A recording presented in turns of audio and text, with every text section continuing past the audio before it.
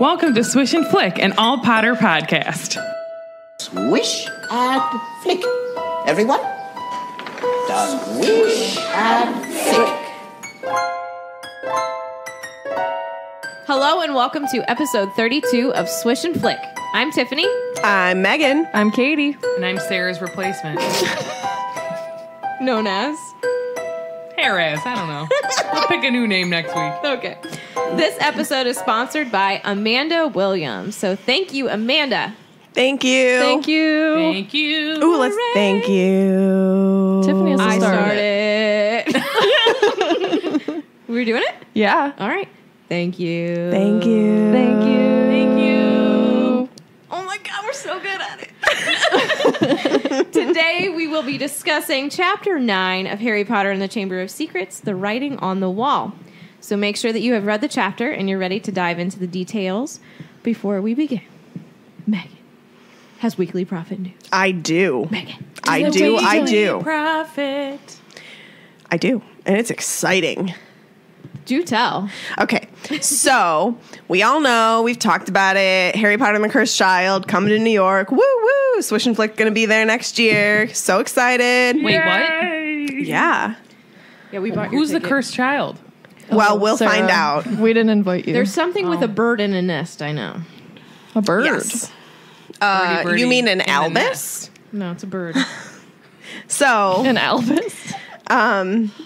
it's been announced actually today, Which is? Friday, March 2nd, that the Friday 40 is coming next Friday, March 9th. Hooray! So anybody who doesn't know what the Friday 40 is, it means every single Friday that Cursed Child is like playing, Okay. they release 40 tickets at $40.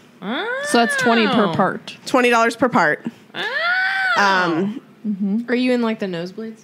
I don't No, know. some of the very best seats in the theater, they reserve them for the Friday 40 and they sell them for $40. So it's like very sought after, obviously. Wow. That's like a real gamble, though. Do people? Oh, yeah. So here's my thought: do people like us like buy tickets, right, and then try to get Friday? I 40, would and then, think so. Then if you do, you like sell your Cancel others? it. A lot of people also probably, because like in New York, they have like a place where you can go and buy like day of tickets cheaper. Yeah. So there's probably people that like, I just want to go see a show or I really hopefully want to see this one, and they're banking on it.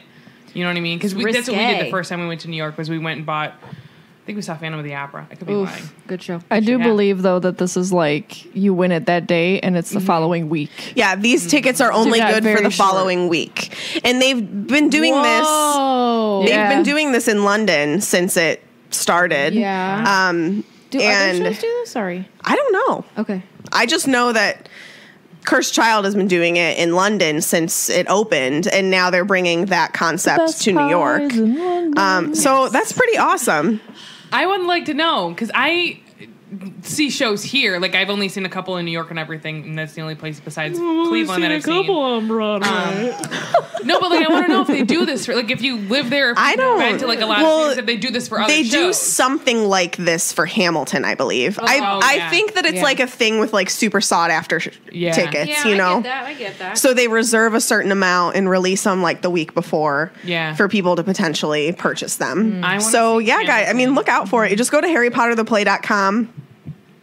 Every Friday at 1 o'clock Eastern time, they release them. Okay. So if you want to try, I mean, Let us know if you get those. 'cause that's Yeah. Super Yeah. interesting. I actually, like, as I was going through trying to purchase our tickets for this, I was like, well, if we don't get these, we're just going to have to try the Friday 40 every week. It totally would have been a backup plan. Yeah. But God, that'd be so cool. I know. I mean, and I really- Imagine if you got like crazy awesome tickets for $40. I'm really excited to go. I didn't, so, spoiler alert, I didn't read the whole play. She knows what it is. But I know though. I read spoilers before I even bought it, and then when we decided to do a reread of all the things, we said we were going to include Cursed Child in the correct, and we reread. still Yeah. will. I decided to buy it then. So before we decided to do the podcast, but after we decided to do a reread of everything and have like a book discussion between the four of us, I bought it and started reading it, and then I put it down and never picked it up. I'm just excited to really see it come to life because I think that's what's going to be so good about this play. Correct. I think that it's going to be better seeing it than me reading it. Yeah, for sure. I'm 100% counting on it making me like it a little bit. Agreed. It's not that I don't. Honestly, when... I know this is kind of like we're taking a little longer, but whatever. Whatever. Because guess what? This is our podcast. And we're on topic. We're talking about Harry Potter. Right. This is the Weekly Prophet. We're still on it. That's right. So when I heard it was coming out, I was so excited, okay? Oh, yeah. When I got it, I was so excited because Yep. I even looked at like my time hop stuff that came up on Facebook, and I was like, I was really stoked to read it. And when I read it, it was like getting all the feels back. And it wasn't until after I had finished it and processed it where I started like questioning like stuff that happened and how I felt about it. But honestly, like, I'm not going to read it again before we go see it. I agree. I'm not I going to finish either. reading it. And I'm going to go ahead and I'm going to read it after. We're not going to be there in the podcast yet, but I can read other books sometimes. Yeah. But I'm really hoping that it makes me Like it more. like it more. I appreciate it, obviously, but I want to. I mean, it. it was said even like when this news first broke that like this was happening and she was going to release a screenplay, like it was all over. How does that even happen to you? Sarah's glasses just magically flew off of her face. Those are my eyes. It was said that like she never wanted this to be a book. She wanted it to only be able to be seen visually because that's how it was. That's what it was written for. That's like how it was meant to be seen. But the demand was just so high that like she almost had to cave. And like About Marauders. this is true. Thank you, Tiffany. Wow. But I feel like she never wanted us to read it. She wanted us to see it. was So an I experience to have. feel like I can't really Judge it. until I see it. I agree. Okay. And like thinking this versus, well, first of all, she didn't write the play. Right. But like, she that's approved a it. whole Yes, nother yes. thing. So. But looking play versus the screenplay for Fantastic Beasts. which she did write, there's so much detail in it. So You it's can one of those things tell that the you writing. Correct. And Yeah. you can visually see everything, where with the play, it leaves a lot to the imagination just reading it. So I think it's really, like you said, gonna come to life and you're gonna see everything, and it's really gonna be more of a solid piece of work when we see it live. And this is just like my quick little opinion on Cursed Child. Like, I'm never going to be okay with like the whole time turner thing. Like, that just doesn't make sense. I'm never going to be okay with that, and I'm never going to accept that. Like, end of story. Like, I'm sorry, it's just not going to happen. I don't see that. Are you I okay don't see with- how I like. You're not answering me. I appreciate the storyline of Albus, though. Like, I love that part of it, and I love Scorpius, like, really, like, getting to know Scorpius's character and, like, who Draco has turned into and, you know, how he lost his wife and how that molded Scorpius into, like, who he is. And I love how it brought out a good side to Slytherins. And, like, there's a lot of good things about it. Yes. But I feel like those good things are totally overshadowed by stupid details that people are going to just never get over. Yes, I 1,000% agree with you. Because I do like that storyline, and it is nice to see like how Harry's relationship with Albus is like completely different than the other two kids, and how it just, And I you really know, like it that happens. storyline. Even And though who knows? Like, you know, I mean, real we life. all have this idea of Harry in our heads, but we don't know Harry at that time yet, you know, like and what he's gone through and how he's changed and how he's molded. Like, some people are like, oh, that's not Harry. But how do you know, But really? people change. Yeah. And you know, you get to see him be more of a human than a hero. Yes. Which is nice to see. Yeah. to go off of seeing Harry and saying that's not Harry, Harry never had a dad. Right. He didn't know what that role felt like. Yes, he had father figures, But that's he's different. still figuring out what that looks like and who he is. Because as a he dad. didn't even have a mother. So, like, you know, he can had pick nothing. up ways to parent mother or father. And think He had about his neither of those examples. things. He had someone His who examples were terrible. had secrets from him. He had someone who was a little way too reckless, and then he had good old lovable Hagrid that didn't always make the best choices. Right. So I think, So it's I'm just, excited. Give him a break. I'm excited to get to Cursed Child, in all honesty, because I want to break it down, and I love that we're going to see it before we 7 get years. to it. Yeah. I was gonna say Yeah. that. Yes. We're going to do it today. I'm excited that we're going to get to see it before we talk about it, and hopefully that will mold more of our conversation, how we can actually go off of the play. Me and Katie will have seen it twice. What we should Just do saying. London. I've been to New York. we should do before you guys see it is record like an episode of us talking about how we think it's gonna go. That's a great idea. Expectations and then Correct. how you feel coming out. Yeah. I'm digging it. That should be a vlog. Should I read the book then, or the play? Well, Well, we'll I talk would have about encouraged it. you to read it anyway. I mean, I read some of it. I got to the part where they were running away. Well, I wouldn't burn it like our friend Matt Brady, but No, I'm not a book burner. I don't believe in that. I don't either. I don't think he actually burned it. No, I guys. don't think. Well, that was a long weekly that was profit. a long weekly profit, but it had to be done. Yeah. Had to be done. I'm excited for the Friday 40 to end it there. There you go. It's a great thing, and I hope that people are able to get tickets who were shut out in the very difficult buying process the first time. So First 2 times. may the odds be ever in your favor. Oh, whoa. Hey, what is this podcast about? Katniss? Who's that? The Hungry Games. Yes. I'm part of Who the is Hangry PETA? Games. Peter Griffin. See? All right, are we doing it? Yeah. Are we going into the recap? It's just never going to get old. All right. So last time, Harry narrowly escaped getting detention from Filch. He ended up getting an invite to Nearly Headless Nick's Death Day party on Halloween, which I don't really know if that was better than a detention. Maggoty food? I don't know. Maggoty haggis. After the trio left, they hoped to catch the end of the actual feast, but Harry heard that disembodied voice again, and the trio discovered that the Chamber of Secrets has been opened. And that Enemies Mrs. of the air Norris beware. tied herself up And then on the she- torch bracket. And then she braided my hair and smoked a cigarette. With her Mrs. opposable Norris. thumbs. I need to do a little disclaimer here about that conversation, though. Oh, okay. First, I don't think my original statement was fully understood. I totally understood it. No. Second, second, I did run with the polydactyl thing. Well, yeah, because you're you. Because I'm me, I'm a Slytherin and a Taurus, so of course I'm never gonna back down on my opinion. It's them horns. Can I just interject right here? But What? No, it's not anything against you. It's just that I hope that people don't think that like we were fighting. This no. Oh, yeah, yeah. No, that was think not a our, fight. Megan? our listeners should know by now that this is our Yeah. relationship. Megan and I purposely disagree on Oh, stuff yeah. just to argue. Oh, yeah. absolutely. And Katie and I stay out of it. We just enjoy it. Absolutely.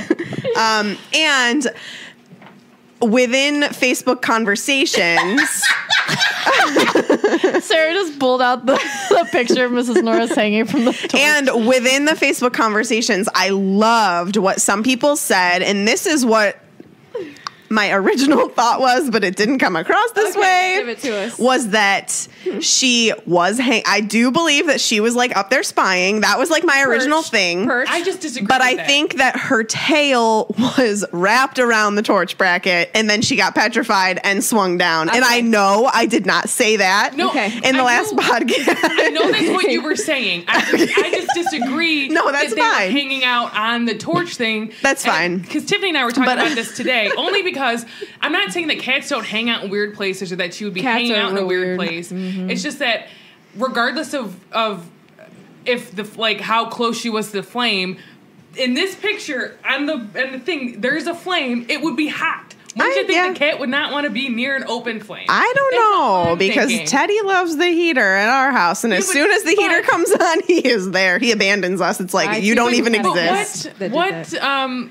temperatures the heat at versus an open flame? That's all I'm thinking of. I know, yeah, no, it's a fair point. But and then there was But it another option that I really liked where somebody said that They jumped. she saw the basilisk reflection in the water, jumped because she was scared, and her tail got wrapped around the Yes. torch bracket. I also liked that I will also say theory. versus Anybody tweet Joe? the picture in the book versus like because we were just watching Chamber today. We did watch Chamber today. When they pan out, you see the cat does. It's not like it's tied or anything. It kind of like wrapped. it is. It's bent like a over. hook. Yes. Yeah. And there's no torch lit though. The And torch I was will out. and I will say In the movie, that- no, in the movie the torch was That's out. what I'm saying. In That- the movie, but in Yeah. the here it's Well, I'm just saying. and I will say that I know she did not tie No, yeah. her tail. She did not take her little paws and tie her tail in a knot. I am aware of that. It was us joking around. But like it really started a lot of conversation, so I feel the need to address Well, it. and I appreciate, like I said, I appreciate everybody's like giving us what they think. It Yeah, was. I Like, loved I it. appreciate everyone else's view. That was the point of that. We wanted it to start a conversation, and it mean- did. So thank you guys. You know what I think? I think Mrs. Norris opened the Chamber of Secrets. Oh, controversial. And you think me saying cats tie their tails I is mean, controversial? she can Her hiss. thumbs. She can hiss because she's a cat, so she probably learned Snake parcel hiss, tongue. Cat hiss. It's all hiss. This just is true. saying. I'm She just probably knows saying. how to speak parcel tongue. Yeah. Oh my gosh. Okay, well that brings us to the summary. The longest intro to an episode Yes. we've ever had. All right, so the trio goes with Dumbledore and company to Lockhart's office to discuss the events of the night. The next couple of days, everyone is wondering what the Chamber of Secrets is, and Hermione asks Professor Binns in class. After hearing what he has to say, they decide to look for more clues and venture into Myrtle's bathroom. Finally, they decide they need to go incognito into the Slytherin common room for answers. They could have just asked me. I'd tell them. Shall they find them? Let's find out. Dun, dun, dun. They should have just dove down into the lake, broken one of the windows, and gone in there. Just like barged in, been like, "Yo, it was magical Oh my Malfoy." god. Oh yeah, that's Yeah. true. Also, no. Are we stealing gillyweed? Is this leading up to 4? Maybe. Spoilers! There's so many options. Oh my gosh. I will say, yeah, for go looking ahead. for answers, I hear that Hufflepuffs are particularly good finders. What do you Katie? say, Katie? Sometimes. Whoa. I think my wife would sometimes say I don't look hard enough. Ooh. Oh, I know she doesn't look hard My enough. father always says finding involves looking. Oh yeah, Katie needs that advice occasionally. I love you too. Love you. Love ya, Yay. honey. honey. Name that show. Listeners, name it. All right. I labeled this the corridor of horror. I thought that was I like it. nice, yeah. So we start back up after Malfoy has yelled in the hallway. Sarah, do you remember what he said? You'll be next, mudbloods. That was so good. That was like was. perfect. It was really good. And so, obviously alerted by the sounds in the hall, Filch arrives on the scene. Oh, What's he gonna see? Tiffany, what does he sound like when he says these things? You murdered my cat. So good. Fresh in my head today, guys. How many movies did you guys watch today? 3. Oh, okay. We watched a Star Wars. a Star Wars. And then 2 Harry Potters. Yes. 2 and 6. Yes. So Filch arrives on the scene and he pushes through the crowd, and Sarah already has her hand up. We watched 2. We watched episode 4. 4. And then we watched 6. Oh! Yay for the evens. Okay. Sorry. Not in that order, but it was a good attempt Correct. for us. But at least we did them all. We tried. So Filch is pushing through the... I broke crows. That's supposed to say crowd. And after he sees Mrs. Norris, he begins to scream, "My cat." See a few seconds ago for that. And he immediately looks at Harry. Nope, that's not how you spell it. What's going on? Okay. Sarah's trying to edit the doc. And Sarah can't spell. Right. And so he immediately looks at Harry and accuses him. So my question, why? I know why. Because he's got it out for him now. Right. Well, I think he's afraid of because Harry knows that. Well, Harry doesn't know that he knows he's a squib. Right. But he thinks that Harry knows Right. what he knows. Right. So he's But like, he's here's going to the tell everyone he's thing. mad at him. Tell Parvati to tell Ron to tell Harry. But, I mean, he's probably, like, so afraid, so he's going to lash out because he's But so see, if I was embarrassed about being a Filch, squib. Yeah. if I was Filch, I would like make sure not to accuse him. Right? Really? Like, I want don't him on want your him on my side. bad side, you know? So it's kind of But- like a. See, I But feel like Filch being But nice Filch to is people. Filch. Filch would be like, I'm So. going to be so horrible to him that he thinks I'm going to, like, True. Hang him by his ankles in my office. The worst thing possible for him. He does say, "I'll kill you." Yeah, well, let's get In to the it. movie. No, he says No, it he here. says it in the book. Yeah, does he he? claims that Harry murdered his cat and he threatens to kill him. And I said, holy to that, because that's pretty serious. I mean, you're an adult in a school saying that in front of a bunch of children. You go, Filch. You kill those kids. I want to see some punishment. And so Dumbledore arrives on the scene and he says, Argus. And I said, using that first name, this means some serious business. You don't go making those threats. Now, it says, and we have to get into the tale again, I'm sorry. Oh, no. It says that I did think of this. it says that Dumbledore detaches Mrs. Norris from the bracket. And I said that this proves that there was a tie, and let me explain. When they are petrified, Of being petrified. they're like you can't move them. Right. They had to rip the camera out of someone's hands later on. I won't spoil it for you all. And they have to pry the mirror out of someone else's hands. You can't move them, which makes me think if he were to take her off of the torch bracket and it was just by her tail, he wouldn't have been able to do that if it was wrapped. So that's why I'm thinking Unless you, it was like, tied up there by someone with Oh, like foil. tied with something else. Well, yes, because I think that because she's petrified, he's not going to be able to get her off. Because I understand that cats wrap their tails around stuff, and I get that because I've had cats and I've seen them do it. They'll like just curl it around stuff. And I originally wrote in the group message that I thought that maybe she was perched up there and she had her tail just wrapped around like real casual, saw the basilisk, and fell down. froze, and just fell and was hanging. But then this says that, and I'm like, well, she had to be tied because it was too easy.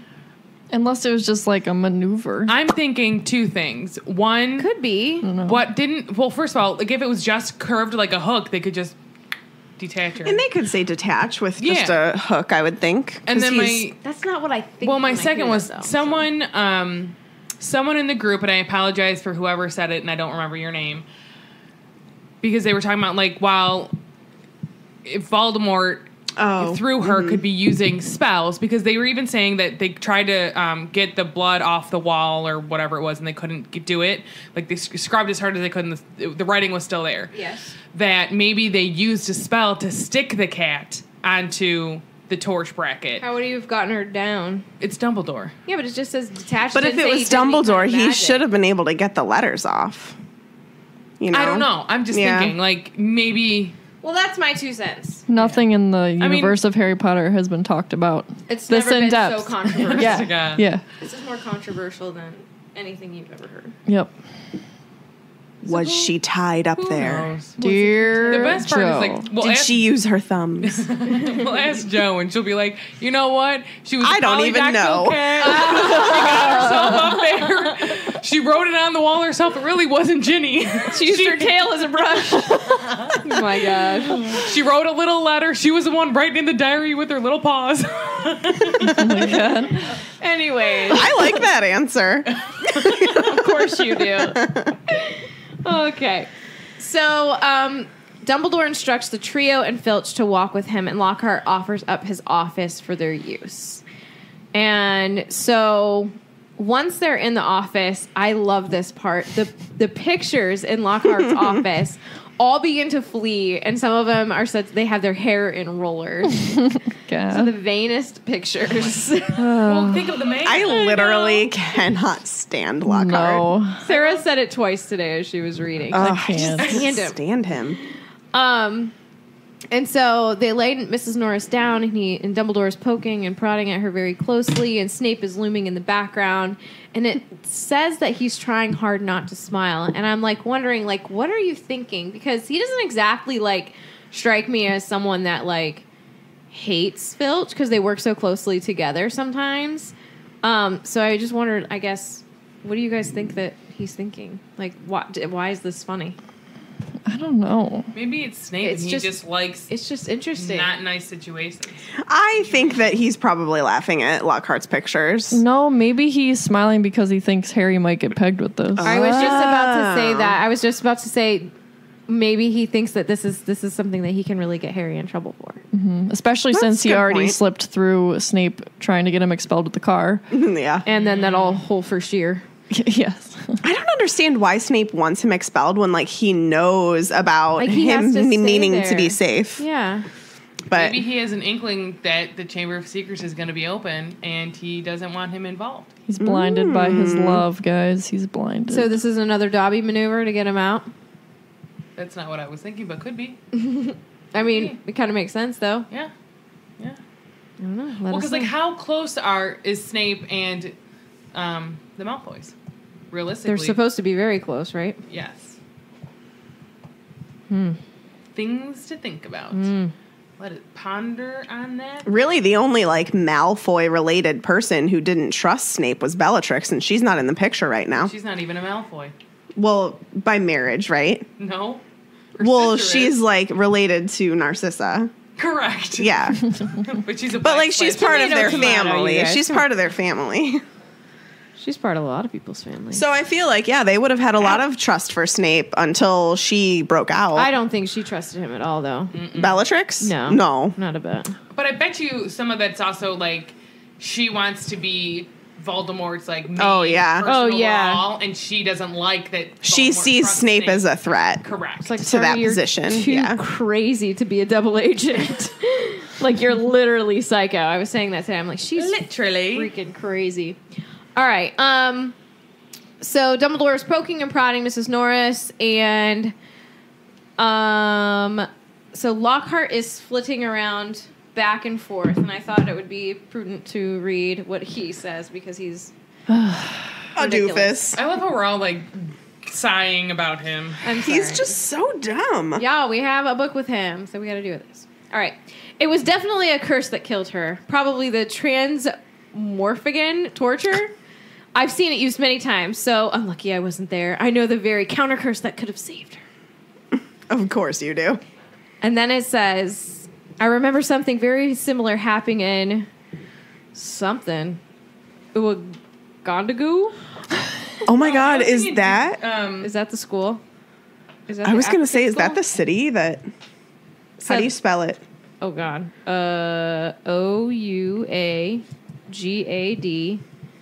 Ouagadou. Got it. All right. I'm going to continue. Said Lockhart. A series of attacks, the full stories in my autobiography. I was able to provide the townsfolk with various amulets, which cleared up the matter at once. And the photographs on Lockhart's wall were all nodding in agreement as he talked. One of them had forgotten to remove his hairnet. I just love it. The name of the school is very similar to that. It's Really? Oogad. Is that Oogadu. is that a real? Oogadu Is that School a of real Magic. town though? It is a That- real town Yes, in Africa. Raleigh? And I wonder if it's in Uganda because that is where the school is. I love her. Gosh darn it, so good. So good. So Filch continues to cry in the corner, and I wrote, I would too. If this It's was not in my Uganda. pet, if this was Bear, woof, I would cry. I would cry. I'd also probably cry if I liked the teacher. I'd have probably or the secretly. person, you know what I mean? If I Yeah, thought Harry was- did it, I probably would have choked him out by now. Like, had this happened to Fozzie, I would be in the corner crying with you. I know. And it says Harry felt sorry for Filch. But it also says Harry felt sorry for himself for being in the wrong place at the wrong time. Felt more sorry for himself. That's Right. a very hairy way to think. But again, Well, yeah. I would feel the same way if I it know. was Phil. To be like, well, I feel a little bit sorry for you, but God, I wish I hadn't done that or gone there. You know. Been in that spot at that time. So Dumbledore comes to the conclusion that she has been petrified, and then he says, "How I cannot say." No, I'll get to it. Don't worry. I said, "Do you really not know, or Oh. are you just trying to cover up the fact that you literally can't say it because people will like lose their It's like minds?" literally what I was going to say because I didn't read your portion of the doc at And all. I wrote, "We know you know shiz, bruh." He knows. He knows exactly what it is at that point, I would think. He knows exactly that this is a basilisk. This is a It's chamber. the chamber open again. I mean, he was there for the first one. Why wouldn't he know? Lightning bolt. Yes. Yes. Yeah. Yeah. Okay. For sure. Also, what I think. Do you think though that he would have had like the students not been there, he would have said so? No. No, I don't just think because he's Dumbledore. He keeps secrets. I don't Do you think think he would make anybody know. Do you think he wants Gilderoy to know? Definitely not. And I think Keep secrets. the only I think He would trust Snape. Yeah. He would trust McGonagall, I think. I think he would trust Snape and McGonagall, but I think they might I don't be know it. about McGonagall. Only because But she she has no clue about Snape either. Snape is really the only person that's really actually the closest to Dumbledore. this is true. Am I wrong? No, Yeah. I get that. And so what I'm thinking is we don't know what Dumbledore does in his spare time in between all of the attacks. Do you think he's looking for the chamber himself? Yeah. Yeah. I mean, he wouldn't want the school to get closed, and he saw what happened last time. But don't you think he would be wise enough to understand where everything originated from? I don't know. I mean, they've been searching the school for literally thousands of years for this thing, and no one's found it.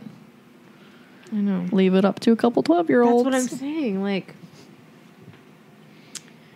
I'm sure he has his suspicions about who could be doing this, but how do you prove that it's Voldemort, and how do you figure out how it's Voldemort? I mean, I'm sure he doesn't know about the diary, per se. so do you think he thinks it's actually like Voldemort or anything to do with Voldemort? Or I would think so, but he just doesn't know how. I feel like Dumbledore also doesn't. Sometimes he acts the way that's it's supposed to pan out, but other times I feel like he sits on things too long. But don't Book you think 5. like McGonagall Yeah. knows about the Chamber of Secrets? Because in the end of the book, she said she knows about it. So Yeah. I think they all know of like it, but they But all do they don't know think that everything about it? Like, do they know about the basilisk? Do they know that? But does he know about the basilisk, or just knows that there's a creature? Well, he knows that that there's something that monster. petrifies Yeah. students, So and there like can only that be narrows so it many down. I things, would right? think, yeah. Do we know of any other creature that petrifies? Well, because towards the end of the book, McGonagall's saying like they took her to the chamber. Blah blah blah. You know. We're getting deep and sweaty. I like it. Just The only proven causes of petrification are the gaze of the Gorgon and the basilisk. Okay. What's a Gorgon? Like a demigorgon. Let me see a Gorgon. What's that information the wiki, yeah. from? Grain of salt, guys. Gorgons are magical creatures with the ability to turn anyone who looks at it into stone. Like Medusa. Ooh, I like Like, Medusa. yeah. I mean, as far as you can like Medusa, right? And I believe that this is... Oh, the Wonder Book of Spells. Isn't that PlayStation game? Oh gosh, I think so, yeah. is it in there? There they say it's in there. That's where Gorgon comes from. Yeah, it's the PlayStation game. Do we consider the games canon? I absolutely would, because Flipendo. I was just going to say that. yeah, we can do everything. because Flipendo. there's like with the Lego games, at least I know, like with Fantastic Beasts, there was a letter that was written for the film from Newt's brother to him, and he's like reading it on the boat over, and they cut that scene from the movie, but the entire letter is read in the Lego game. Dang. So, and we know that what they say in the game is legit, because that letter was on display at the Warner Brothers tour in LA. And it was like literally word for word from the Love letter. I love Facts. Yeah. it. I love it. all right. So back to Dumbledore. He does say that it would take dark magic of the most advanced. You can say that again. And I think right there, that's what I think. That's why I think he knows it's Voldemort. And that's like I wrote. I said, so we know you know something. And so Filch is determined that Harry did it, and he brings up his quick spell letter. And so Snape oddly starts to come to their defense. But before you get excited, his motives aren't exactly nice. So he says that maybe the trio was just perhaps in the wrong place at the wrong time. But then he questions their whereabouts and why they were not with the rest of the school.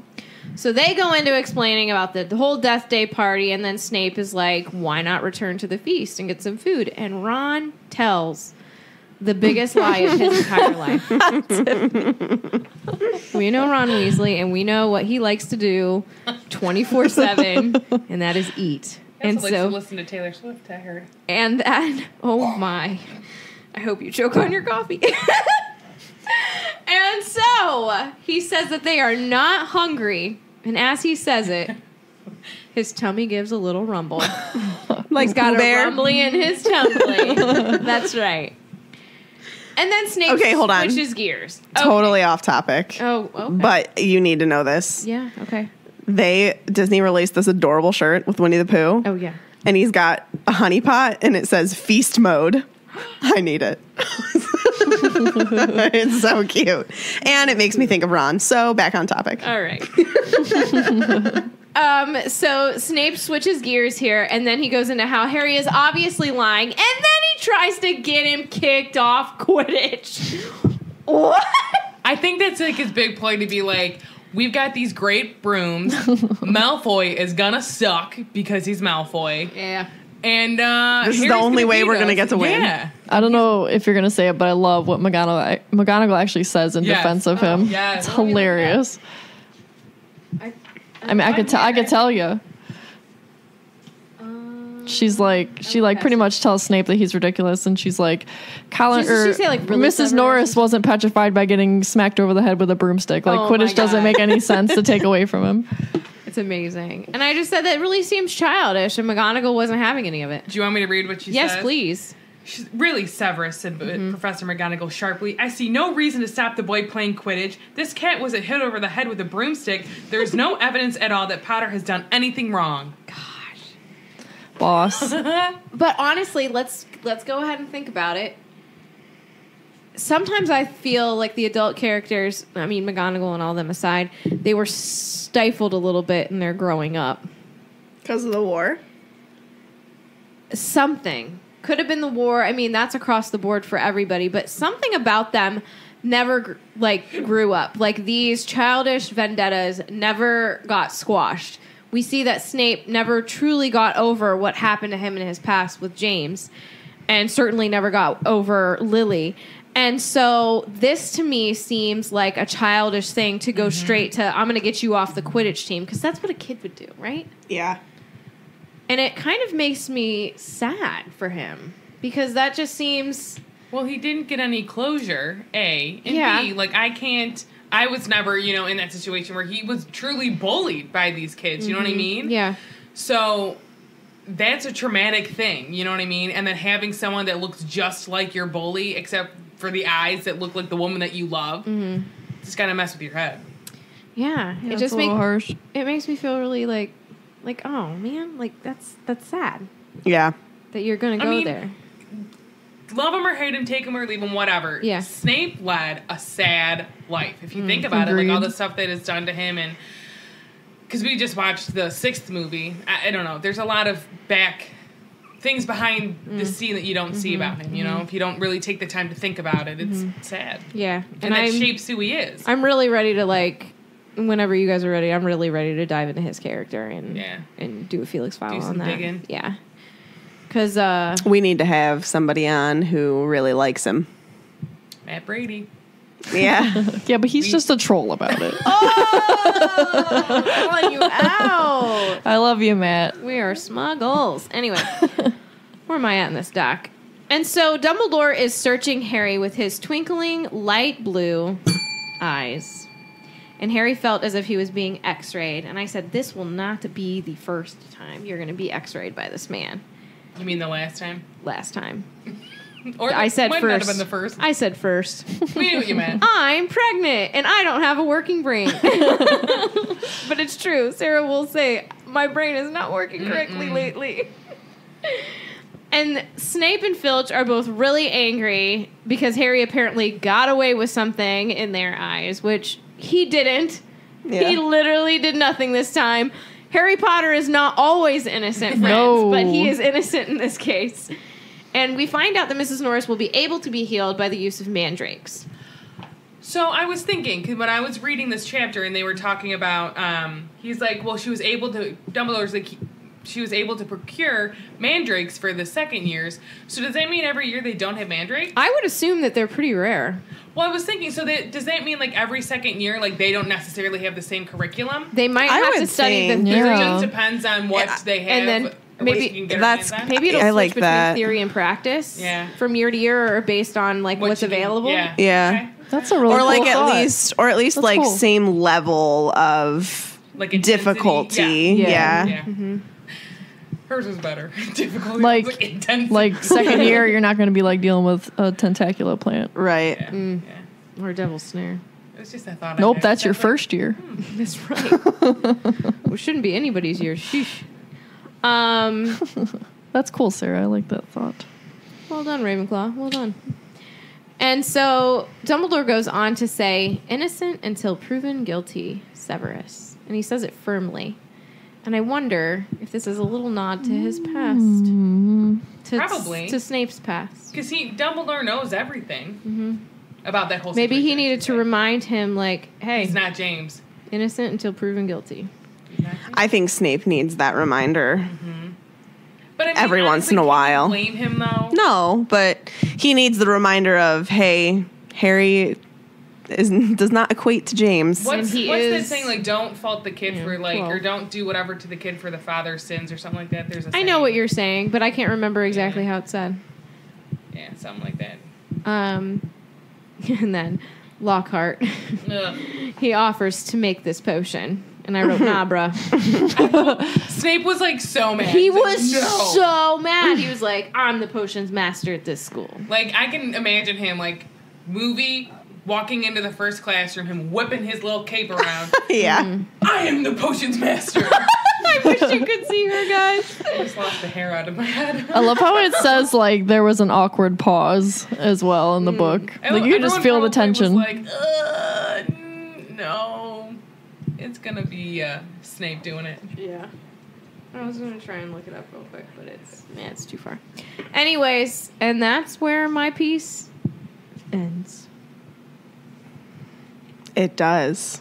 Yeah. What happens next The next color's green. for Christmas? So Harry then asks the others if he should have told them about the voices that he heard. And Ron, not Hermione, says without hesitation, hearing voices no one else can hear isn't a good sign, even in the wizarding world. I wonder in what other situations in the wizarding world that would occur. Well, like if you're just crazy. Well, no, I know. I know that, but like, I don't know. It just like, it's an odd phrase. Okay. Well- Spoiler alert. Let's think about possession. Right. Okay, that's true. Let's talk about that guy in which movie is it? This is the second movie when Harry stumbles in the Nocturne Alley and he's just like against. Oh no! It's like in the later movies. He's just like against the wall, like whispering to himself. You know what I'm talking about? Yeah. And It freaks me out every time.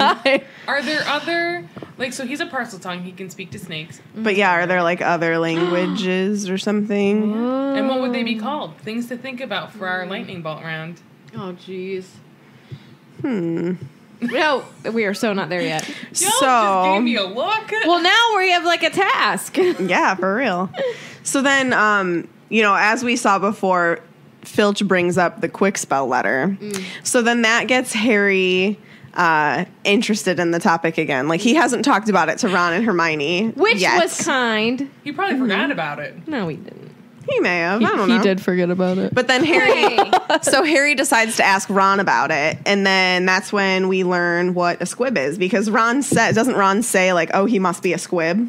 I believe his exact words are, "Shut up the squibs!" Thank you. Welcome. It's already highlighted. What on earth's a squib? Said Harry. To his surprise, Ron stifled a snigger. Well, it's not funny really, but as it's Filch, he said. A squib is someone who is born into a wizarding family but hasn't got any magic powers. Kind of the opposite of muggle-born wizards, but squibs are quite unusual. If Filch is trying to learn magic from a quick spell course, I reckon he must be a squib. It would explain a lot, like why he hates students so much. Ron gave a satisfied smile. He's bitter. For sure. Ron, first of all, you being mean. But Think about being a squib. We read all about squibs. That is a hard life. Yeah. Yeah. That does not give No, it doesn't. But that is a hard Listen to line. this, though. If we're going to rag on Snape so much for not letting his past affect who he is now, the same goes for Filch. I agree. His background and his past do not make it okay for him to be bitter towards the students like he is. No excuses. And really, he put himself in the situation. Like, he could probably leave. He doesn't have to work at Hogwarts. Mm-hmm. I saw those. I thought you might appreciate it. I did. Okay. I just haven't commented. Okay, well, I'm just saying. But I agree. I think that, like, he could leave Hogwarts and work somewhere else. He doesn't have to be... I think he's trying to get as close as to the Wizarding world as possible. I understand. No, I'm not saying it's a bad thing, but you might not want to be so mean to people. Well, but it's true about anybody. Like, don't be mean. You catch more flies with sugar than vinegar, or honey than vinegar. It's true. I know, I just like the way you said that. With my stutter. Yeah. So, I mean, it says on Pottermore about squibs that they usually will just lead, Muggle lifestyles. Yeah. So, like Sarah said, he put himself in this situation to feel better. It's his fault, really. I'd live in the Wizarding world and feel better, just so I could be in the Wizarding world. This is true. But at the same time, can you imagine, like... No, I'd be heartbroken. Yeah, it would be terrible. Yeah. They are also known to be sent to Muggle schools. It'd be like Petunia, but almost worse. Oh yeah, definitely. Ooh, because like your parents have it. Yeah, like your whole family has magic. Your siblings have it. They have the magic. You got the magic. Do the magic. Do the magic. I also like how it says on Pottermore that like other squibs like to live as allies to wizard kind, like Mrs. Fig. So like she doesn't know magic, but she's able to help the wizarding world in a way that maybe a wizard couldn't. Well, and you could also think about... I mean, they could. Listen, Mr. Tibbles did great things. How many wizards would want to like give up their life in the wizarding world to go and live in a Muggle village to watch this kid? Well, you also have to think of like we don't know his whole backstory. It's weird. Here's the thing: we don't know this child. Well, that's we what don't she know does. Filch's backstory, so we don't know like what kind of how he grew up and right. I'm sure it was pleasant. Thinking of like she might have had like a great family that truly loved her and supported her and did all of those things. Where he might have had a family that didn't like that he was a squib and he was totally like the Gaunts. Correct, and like thinking. That if he doesn't have good self-esteem and he already hates himself and he hates himself more because he's not like the rest of his family. Yeah. Again, not justifying his bitterness. Yes, Tiffany. Okay. Here's a thought. She was like doing a dance it looked to get like noticed. A sprinkler. It was. I'm speculating here. What if, since we don't know Filch's backstory, what if his family was all involved in the inner workings of Hogwarts, and that's why he had to grow he's up there, and he knows no other life, and that's all he has to know? Maybe. That's a good point. Speculation. Yeah. Just saying. I don't hate it. So squibs also come back around to this theme of prejudice in the books. They face the same prejudice that Muggleborns do. Squib is known as a slur. We see this whenever it's used against Merope or Merope. There it is. Gaunt. What do you call them that's not a slur? I was just thinking the same thing. Non-magic folk. Non-magic magic folk. Fake How Muggle? about a human? I'm kidding. Wow. Okay. How about their people? But maybe they don't have another name for them because they don't like to talk about them, and they are unusual, as they say in the book. I think that's sad. I agree. Okay. We also know that Ariana Dumbledore was falsely rumored to be a squib. We know now she was not, and she was, in fact, an obscurus. Do we know that for a fact, or we're just saying because she liked the tweet that liked the tweet that 98%. liked the tweet? Yeah. I'm going to say rumor. it's canon. But Whoa. J.K. Rowling specifically said it's canon. No, but she liked the tweet. She did. That was Grandma saying, no, you're a liar. She said it without saying the words. Yeah, but like I need to hear her say the words. I need to hear the words. I will place a bet and guarantee it, we will know for a fact Ariana's an Obscurus. By the time Fantastic Beasts is over. Yes. I would agree that we will know either way. I'm just saying. No, we will know that she is by the end of Do you think we're Fantastic gonna Beasts. see it? Yeah, I think hope we so. will. All I'm saying is that They we don't played know it up too 100%. much. That's all I'm saying. We know 99%. I agree with that. There we go. Just for people that don't know the whole backstory. We were 99% falsely rumored that she's a squib. Not an Obscurus, but she's an Obscurus. But like, are we gonna see? I think we will. we have Well, to. here's the thing. I think that we're gonna get a flashback because that's the only way that's no, happening. because I think that it not happened right. during the battle. Yeah. During Ariana? yeah. No. Yeah, it happened. It happened during the. It happened in Godric's Hollow. Yeah, Before during- he went. No, what? No. Yes. Huh? Yep. Explain more. It happens during It their happens duel. during Dumbledore and Grindelwald's duel. She gets That wasn't so the upset. final duel. That was when Grindelwald left and went and did dark crap. I don't think so. Okay. I am right. Don't say that word, Tiffany. Crap. Ooh, it's getting heated up No. in here. Do we have an Ariana death date? That's in Hold on, 7. I'm looking on Pottermore right now. It was when they were still kids. It was when he was still living No, with he was Matilda. older. Dumbledore was older. This is what it says. The brutal attack. Died at age 14. So this is what it says on Pottermore. Because at the age, when my sister was 6 years old, she was attacked, set upon by 3 Muggle boys. They had seen her doing magic, spying through the back garden hedge. She was a kid. She couldn't control it. No witch or wizard can at that age. What they saw scared them, I expect. They forced their way through the hedge, and then when she couldn't show them the trick, they got a bit carried away and trying to stop the little freak doing it. That's from an excerpt from Harry Potter and the Deathly Hallows, and it says, the brutal attack on young Ariana left her scarred and damaged, mentally unstable, and afraid to perform magic. Her powers turned inwards, in quotations, which was extremely dangerous. So that's basically saying, yes, she is an obscure. So that's it, because she had magic. I think I'm just saying. I'm wrong On what? on when she died. But that is a great point. That's like exact.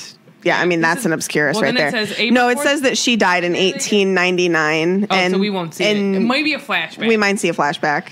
And it says April 4th I described. apologize, Tiffany. Oh my gosh. I know my Deathly Hallows, you guys, is my favorite. I know. Okay, so it says Aberforth described her as mostly sweet and scared and harmless, but when she was upset or angry, magic would explode out of her and she would become strange and dangerous.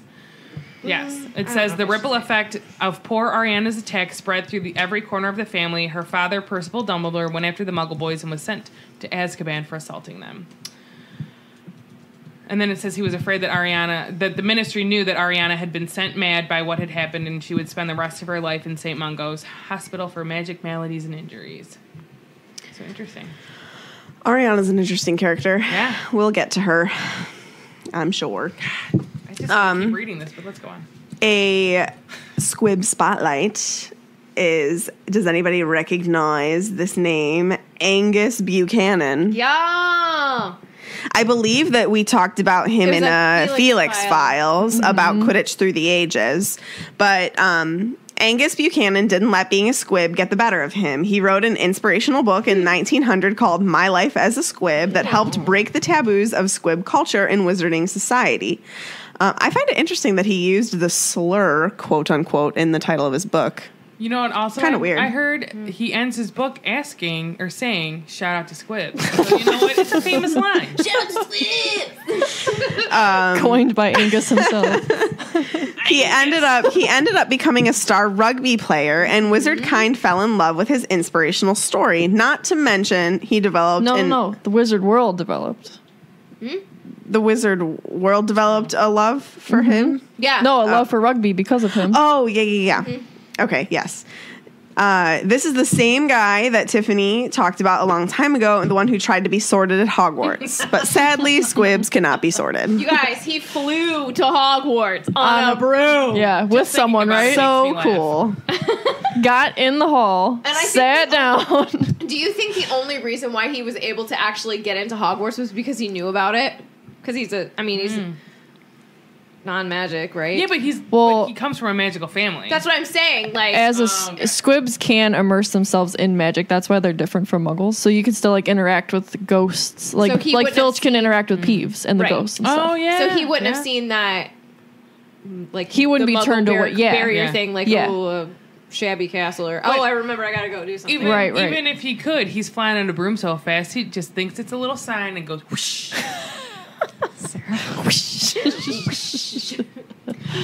So, some more fun facts about squibs. A twin can be a squib, which proves that being born magical is very much a lottery. Ugh. Just thinking being the squib twin. I know. Woof. Yeah. The twib. Was your girlfriend. Woof. Squib. Oh my God, is that where that comes from? What? Saying woof? Is that like from Home Alone? Like that's why people say it? Oh, that's why I say it. I don't know. I say it because other people say it, but I don't like Home Alone. Every time my camera flips to the front by accident on my phone, and you see like that double chin nastiness, I'm like, "Buzz your girlfriend." Woof. Did you know that they used a boy for that picture because they felt bad? A boy? Yeah. They didn't want to use a girl because they felt like bad about it, so they made a boy dress up as a girl for that picture. I need to watch the movie. Hashtag I love Chris Columbus. Let me look up Buzz's girlfriend. So there was a squib in Umbridge's family. Her brother was a squib, and I think we may have brought this up before, but Umbridge and her father chastised her mother and brother, and the family split in half. Oh, that poor boy. It's so sad. She never talked to her non-magical family evil. again. Yeah. You know what that kind of makes me think about in real time life is like. I love when you say real time instead of like real life. But like thinking of like a family, because I'm sure this has happened where maybe there's two kids and one of them comes out as gay or whatever. Yeah. And one parent is okay with it and the other's not, and then they split. Like how sad? Because it's just, I think that's just as sad. That is, yeah. So like thinking of like. That is, if you think about well, and she was a half-blood, so like her mother and brother were both non-magic, right? Yeah, her mom was a muggle. Mm-hmm. So PSA, love what you got. Just be nice to people. honest to God. Hold your loved ones close. Whether they squibs, Don't judge people twibs, for the way that they're born. muggle-born, pure blood. As Lady Gaga would say, I'm born this way. I was gonna. What did Lin-Manuel Miranda say? Love is love is love is love. Oh, is I love him. Yep. So what is kind of cool about squibs is that they can still immerse themselves in the magical world. Like they can interact with ghosts, different magical beings like Peeves. They still are able to get into Hogwarts, as we saw with Angus. And Arabella Figg claims she could have she saw the Dementors. I don't know about that there, Biggie. Pottermore quote, love this, and this might be our new tagline for squibs. What? Whatever squibs can or can't do, or see and can't see, they have more than proved their worth in the wizarding world. Power to the squibs. Oh. I did not sign up for that. Shout out to Squibs. I like power to the squibs. I like both. We can have both, Sarah. No. I want like a logo of like Filch with his fist in the air, like power to the squibs. Oh my Graphic designer, Do it, Katie. Can I wear that everywhere? And on the back it'll be like, oh, we are in trouble. If I don't get a shirt that says shout out to Squibs, I'm definitely quitting. Okay, I'll make you one. Guys, I need Megan's like, please do it so she quits. no. Get her off the I podcast. need like more time than life has to give me to do all the stuff that I want to do for this podcast. Honest to God. So please go to our Patreon page. Honest to God, you guys, we're just trying to podcast full time. Like today, so today the weather was like really bad up in Ohio, and I was just like praying to God I would not be able to drive to work so that I could catch up on podcasting stuff. I got your prayer was answered. I know. I was so jealous. I'm like, I pulled out of the driveway and I'm like, oh, the roads are clean. This is terrible. Let's just pray that I marry a very rich man Yes, who pays for us all to be off every day and podcast full time. Sarah, So get if on you that. have a rich single male friend of the podcast Who enjoys Harry Potter? we are taking applications. Sarah's boyfriend. I don't like boyfriend. Husband, married, money What do you say comes when to you us. like court someone? They're courting. Oh, there's not like a name? Courtship. Go and court. And I will say, I do want children in my life. So just a spoiler, if you don't want any, don't talk to me. That's true. Don't send your resume if you don't want kids. And you got to be family with me. So Yeah, you might not want to be family with her. So think about your decisions. So Back to the podcast. yeah, for the next few days, literally nobody could talk about anything else except Mrs. Norris's attack, and Filch just like stalked out that spot, trying to like I don't know figure out who did it. Yeah, tried to scrub the wall with Mrs. Scour's all-purpose magical mess remover. I think that's funny. Is that something that the Potter family developed? Oh, that doesn't sound familiar. do But not I was just know. thinking like No, Scouring, like scouring a pan. Yeah. Mrs. Scours developed it. No, I know, but like the Mrs. Sleek or like Mrs. Isn't it Sleeky. Sleek. Sleeky's hair potion or whatever. I don't know. I have no idea. I just thought of scour like, But it wasn't Like, working. cleaning. Yeah. Scrubbing really like. Scourgify. He also would skulk red-eyed through the corridors and lunge at unsuspecting students and try to put them in detention for breathing loudly and looking happy. I also put students in detention for those things. So Ginny also seemed off. Huh. Why? Why, Sarah? Who's to say? Oh, Sarah. She ill. She be ill. Ooh, she be ill. Something ain't right there. Butt came today. Ron claims that it's because she is a cat lover and that she must have been very sad about seeing Mrs. Norris. But is she a cat lover? Or is he just like, being Well, like, I don't know. She's really sad about that cat. They have a cat. They do, because remember her jumper's on the cat. Is that a movieism though? Maybe, Why would a but jumper be on a cat? Why not? I don't know. Ask Mrs. Weasley. That's what she said. 'Cause it's I think it's on the adorable. cat, dear. Long pause. I don't know. And we're back on the topic of That's what the cats. cat's name is. Ginny feels better by saying that Mrs. Norris was awful. Oh, no. Ron tries to make Ginny feel better by saying Mrs. Norris was awful anyway. They'll catch the maniac who did it and have him out of here in no time. I just hope he's got time to petrify Filch before he's expelled and then says, I'm only joking. We all know what's really up, Ginny. That's not what isn't written in the doc. Yeah, it is. It says Jin. Oh. Jin. Yeah, well, we all know what's up, but do you guys know what's up yet? I'm clueless. I know what's up. Per usual. Even more, as per usual, Hermione has been spending all her time reading. It's my girl. Surprise, surprise. It's the Ravenclaw in her. And Ron is like, I think she's trying to read the whole library before Christmas. I feel as if at this point, Hermione probably has read the whole library already. Oh gosh. Honest to no. How God. many books do Yeah. you think is in there? There's A lot. billions of books. I don't think that was proper English I just said. Also, Madam Pince would be like so protective of those books. Yeah, this is true. She's not nice about literature. I don't like her. You would think that she'd love Hermione. But Yeah. She hates everybody. I know. She makes out me her think, past. Madam Pince makes me think of the librarian monster in Monsters University who has to, like, they have to be super quiet to, like, walk around Meg, or she'll, that's like, come a and beautiful attack. analogy. Yes. Thank you. I was like the lady. Always bring it around town to Disney. Wowski, you didn't file your paperwork. Roz is like an extreme Florence. She is. She's like her sister. Oh, my God.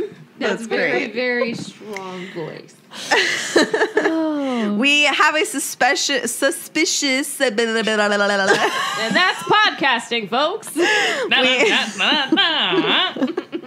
we have a suspicious mention of Justin Finch Fletchley.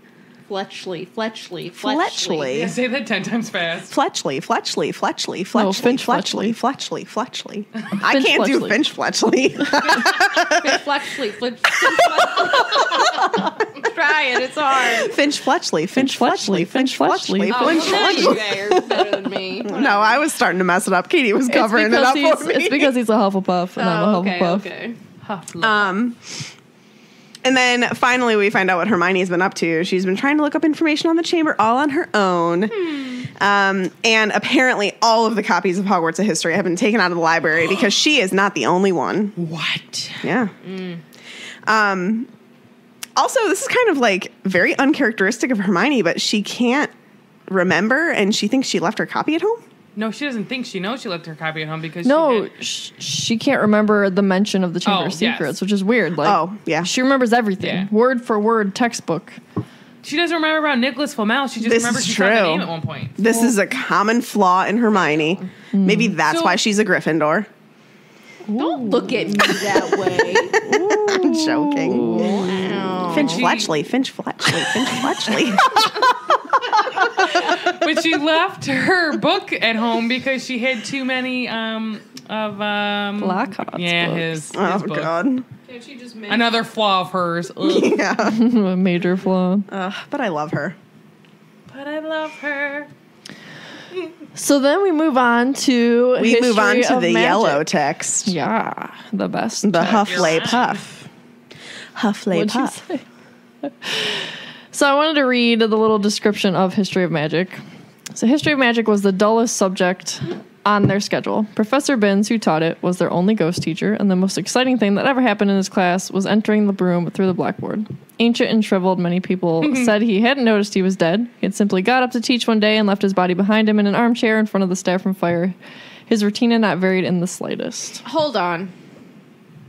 That doesn't make sense. Because he would have known he would have died because he would have had to have chosen to be a ghost. Who said that they had to choose?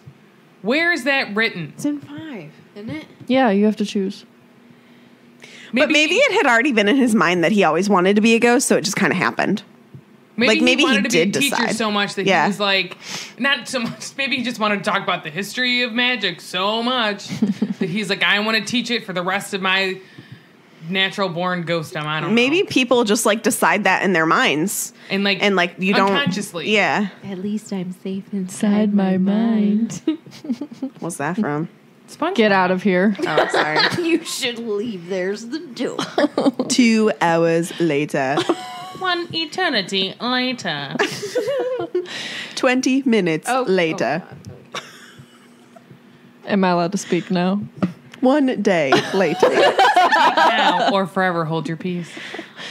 Anyway, so I really like how Jo describes Professor Binns. She says, like, he reads in a flat drone like an old vacuum cleaner. He clears his throat and it sounds like the noise of chalk snapping in half, which, like, you can, like, hear how old and, like, dry his voice has to be to listen to. And then he purses his lips and looks like an old wrinkled tortoise. When I was reading this Which today, I can picture. I know, right? Oh, yeah, for sure. I literally was like, that's a great line. I'm like, Tiffany, I read it out louder. She's like, yeah, I know, Sarah. I read it already. I kind of picture that turtle from that Tootsie Pop commercial. Yes. Yes. Let's find out. A 1, a 2, A 3. 3. So something happened that had never happened before in History of Magic. Hermione put up her hand, So she's just as bored as everybody else. which is pretty bad. If Right. Hermione's bored in class.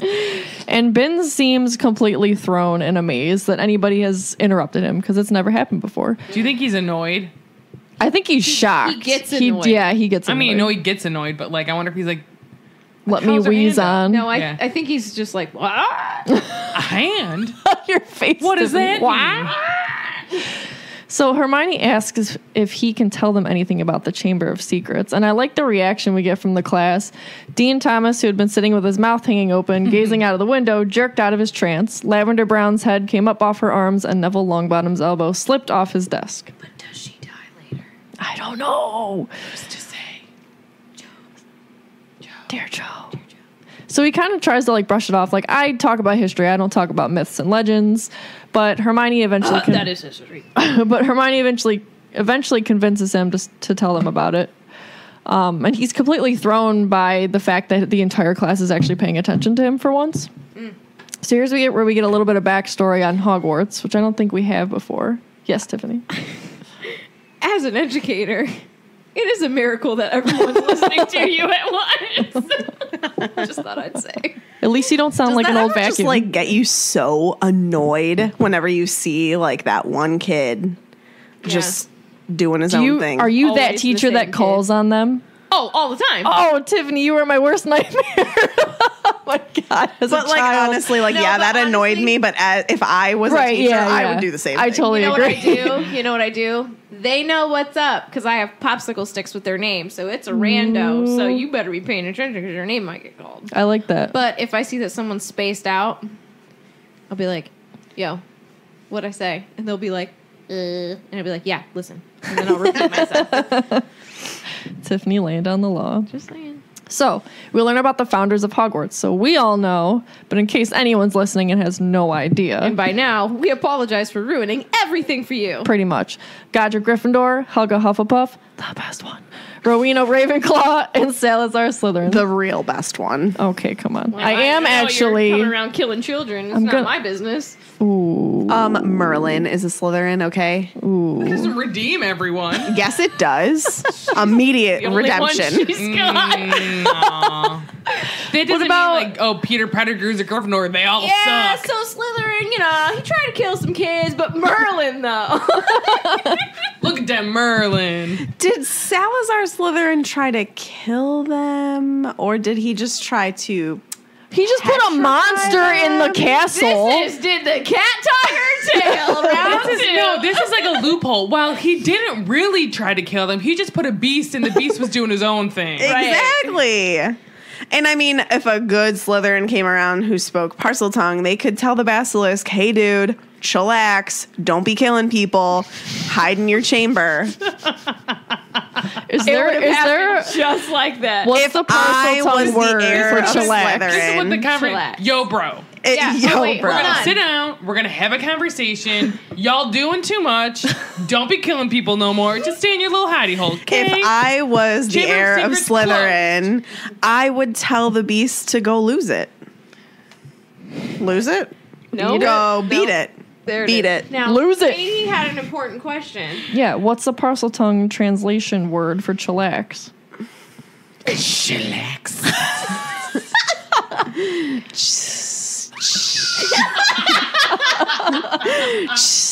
Slacks. That. Chillax. I can tell you, it gets real sensual with the microphone there. X. I cannot. Oh, God. Okay. And it only works if your eyes are closed, like mine were when I was Every time Meg does Parseltongue, her eyes are closed, which is good because if you're speaking to a basilisk, you need your eyes closed. That's Well, true. she's picturing the basilisk, so it feels more real for her. Right. Exactly. You know what? It's real for us. It's always real for us. Okay, so anyway, these four cool people, they built this castle together and kept it away from the prying muggle eyes because that was the age that magic was super feared by the common people and witches and wizards suffered persecution. Yeah, tweet. At one point in time, the four of them worked in harmony until Slytherin, of course, wished to be more selective about which students could attend. So he didn't want... No, wait. I'm actually going to be in a little bit of defense. I'm not going to. Oh, okay. Well, I was going hold to say on. I'm not going to defend Because that. I've never thought of this before, and I'm just going to bring it up. So he didn't want no muggle parentage, nothing like that. He believed them to be untrustworthy. Now that sounds crappy, Okay. but in that time, what if he was like, look, there's these kids, like, yeah. we need to protect our magic kids. We are our own... this sounds bad, but we are a race. We have to protect ourselves because all these other common And it's people not are like trying he to was persecute saying, us. like, I mean, okay, yeah, he hides this like basilisk in there that's meant to like. Yeah, he's gonna, that's the bad side of That's the this. bad part of it. But had he not done that, the whole idea of keeping them safe.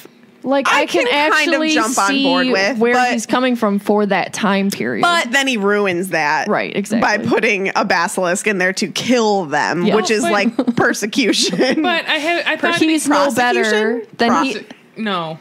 Persecution? I think it's persecution. persecute. But then, by doing that, he's no better than the But common then people he turns fears. into Hitler. But And it's bad. here's my thing.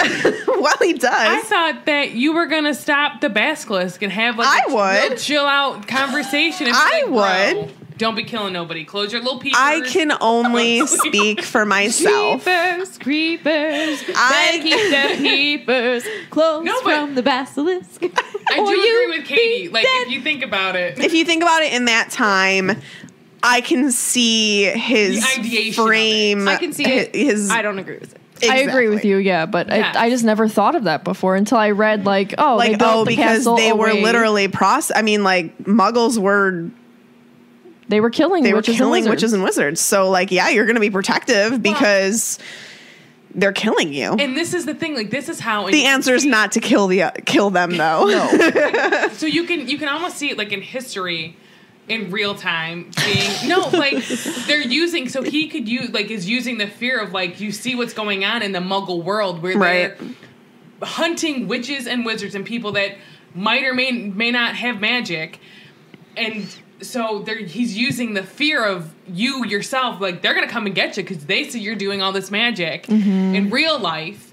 Who else does that? I'm saying, yep. Yeah, who else has used real world? Who else has used fear to get their own agenda you could look at, to the people? You called him Hitler. Hitler did the exact same thing. The Jews are going to do this. The Jews are going to do this. And that's what people, amongst many others. He was elected. Right. He didn't just come into power. He was elected because he chose to prey on everyone's fear and say, this is what's going to happen. We're going to do this. And that's kind of what Salazar was doing, Yeah, exactly. I mean, and horrible people. Joe loves to do that. That is a very clear correlation between real history and her writing right here. Mm-hmm. Salazar is clearly meant to be and mimic Hitler in a way. Mm-hmm. And then, later on, Voldemort does the same thing. He also mimics Hitler. Yep. So yeah, Gryffindor and Slytherin get in this argument, and Slytherin decided to leave the school.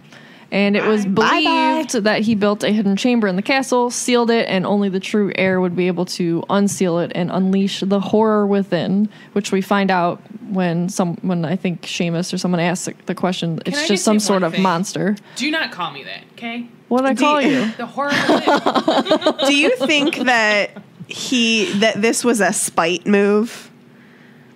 Because they all disagreed with him, he got angry. These and are he was lightning bolt questions. This is true. Because I have a really good one, but I'm waiting. Write it down. I don't need to write it down, Mom. Talking to Megan. I don't need to write it down, Mom. You children are driving me crazy. So this monster was meant, when it would come out, to purge the school of all who were unworthy to study magic. Yes. But wouldn't it... Oh, yes. Well, that's a Felix... I mean... Well, that's a Felix file. Do you mean, why would it just target specific people? Yeah, when you think you see it, you die. Because I think that's why he said only the true heir would be able to open it and control it. But, what if he's just roaming free? Well, then, yeah, it would probably kill anybody. But I'm assuming that Salazar always thinks that it would be controlled by somebody and they would specify who to attack. Mm-hmm. Which is rude. So everyone starts asking all these questions about the chamber. That was really funny. And I think it's funny that Ben's literally doesn't know anybody's name. Hermione is Grant, Seamus is O'Flaherty, and Parvati is Pennyfeather. Should have been O'Malley. Hermione is Grant? Yeah, Miss Grant. Oh, Miss Grant. I thought that you meant her first name, and I'm like, what? Immediately after she says Granger, he's like, yes, Miss Grant.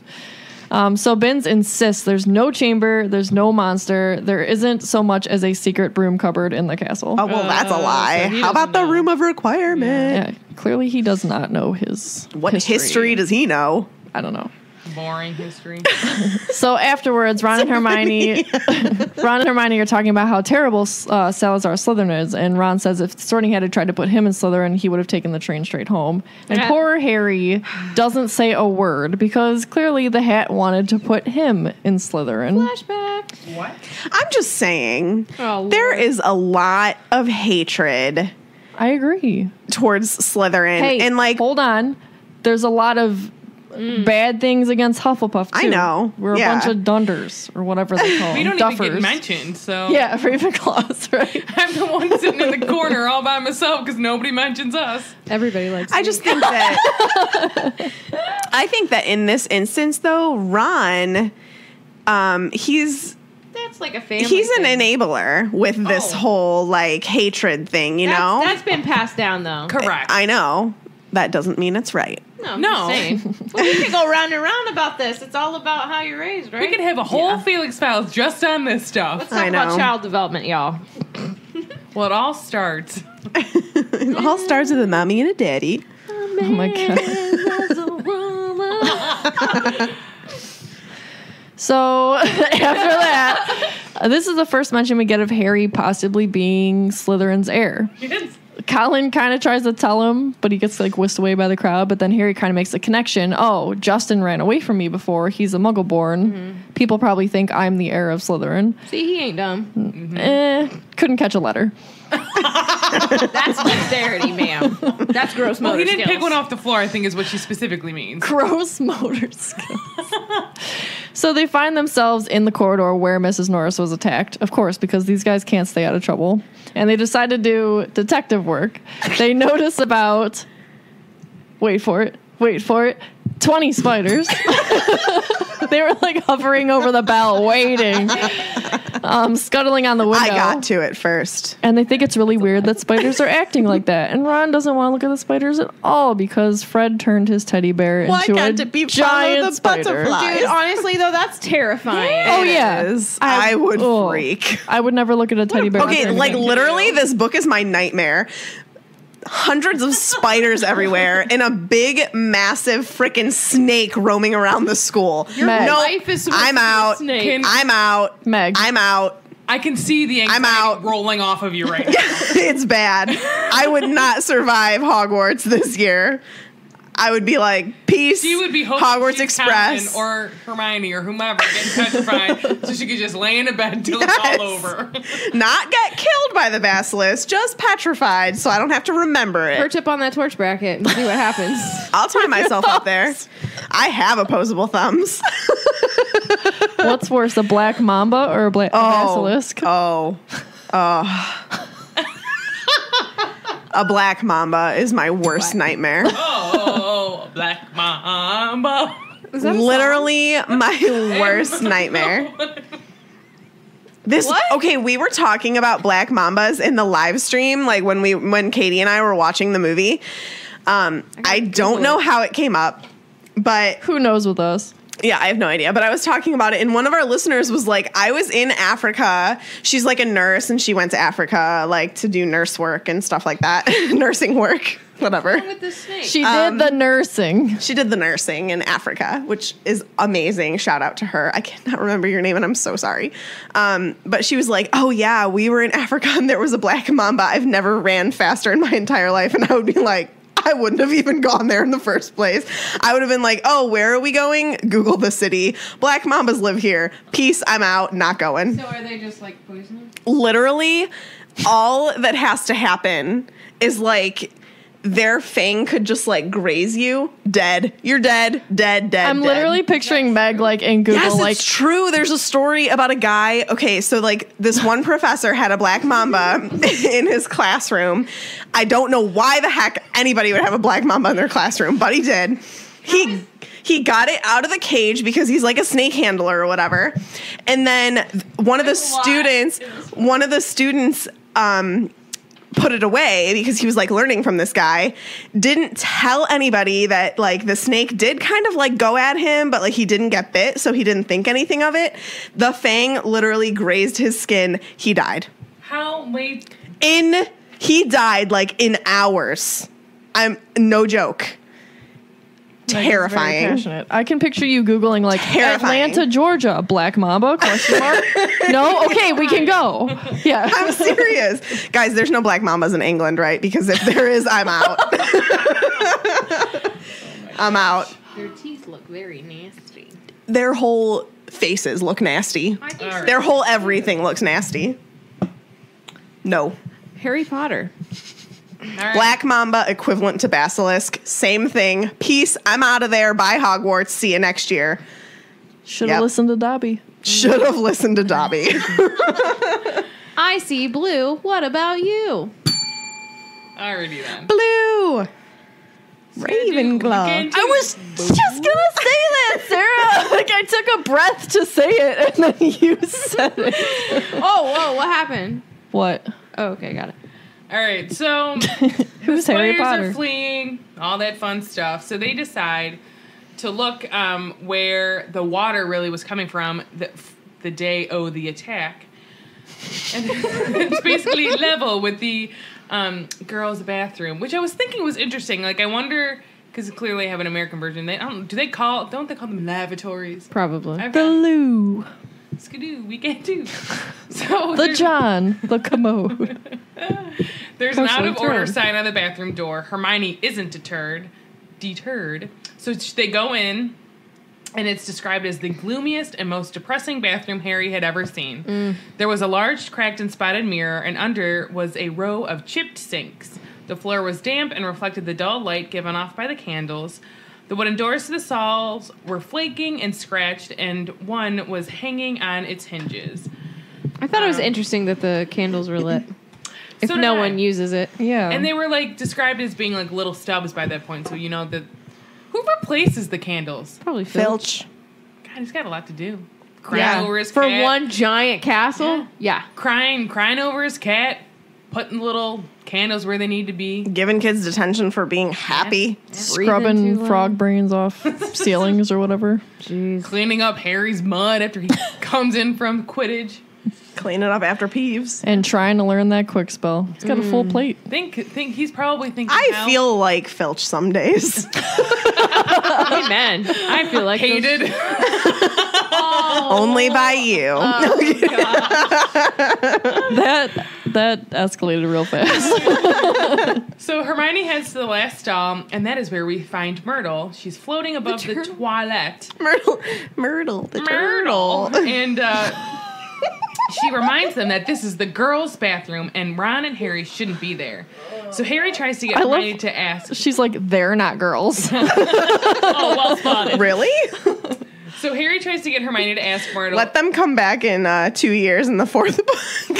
with that long hair. They'll pass as girls. Oh, Lord. It's so bad. So he tries to get Hermione to ask Myrtle if she's seen anything, but Myrtle thinks that they're talking behind her back because he kind of like mouths it to Hermione. And she is still upset with Peeves after what he said about her, or really to her, at Nick's Death Day party. And she basically was like, it was enough to make me go back and kill myself. And then she's like, but, and then Ron This puts his part foot is in his like mouth. not funny, but funny. And he goes, Ron reminds her, but she's already dead, so she can't kill herself. And so then she gets upset again. So she gives a loud, tragic sob and dives into the toilet, spraying water everywhere, and rests in the U-bend of the toilet. That makes me a little sick. Sobbing in the U. I wonder if that makes the water, like, come out too.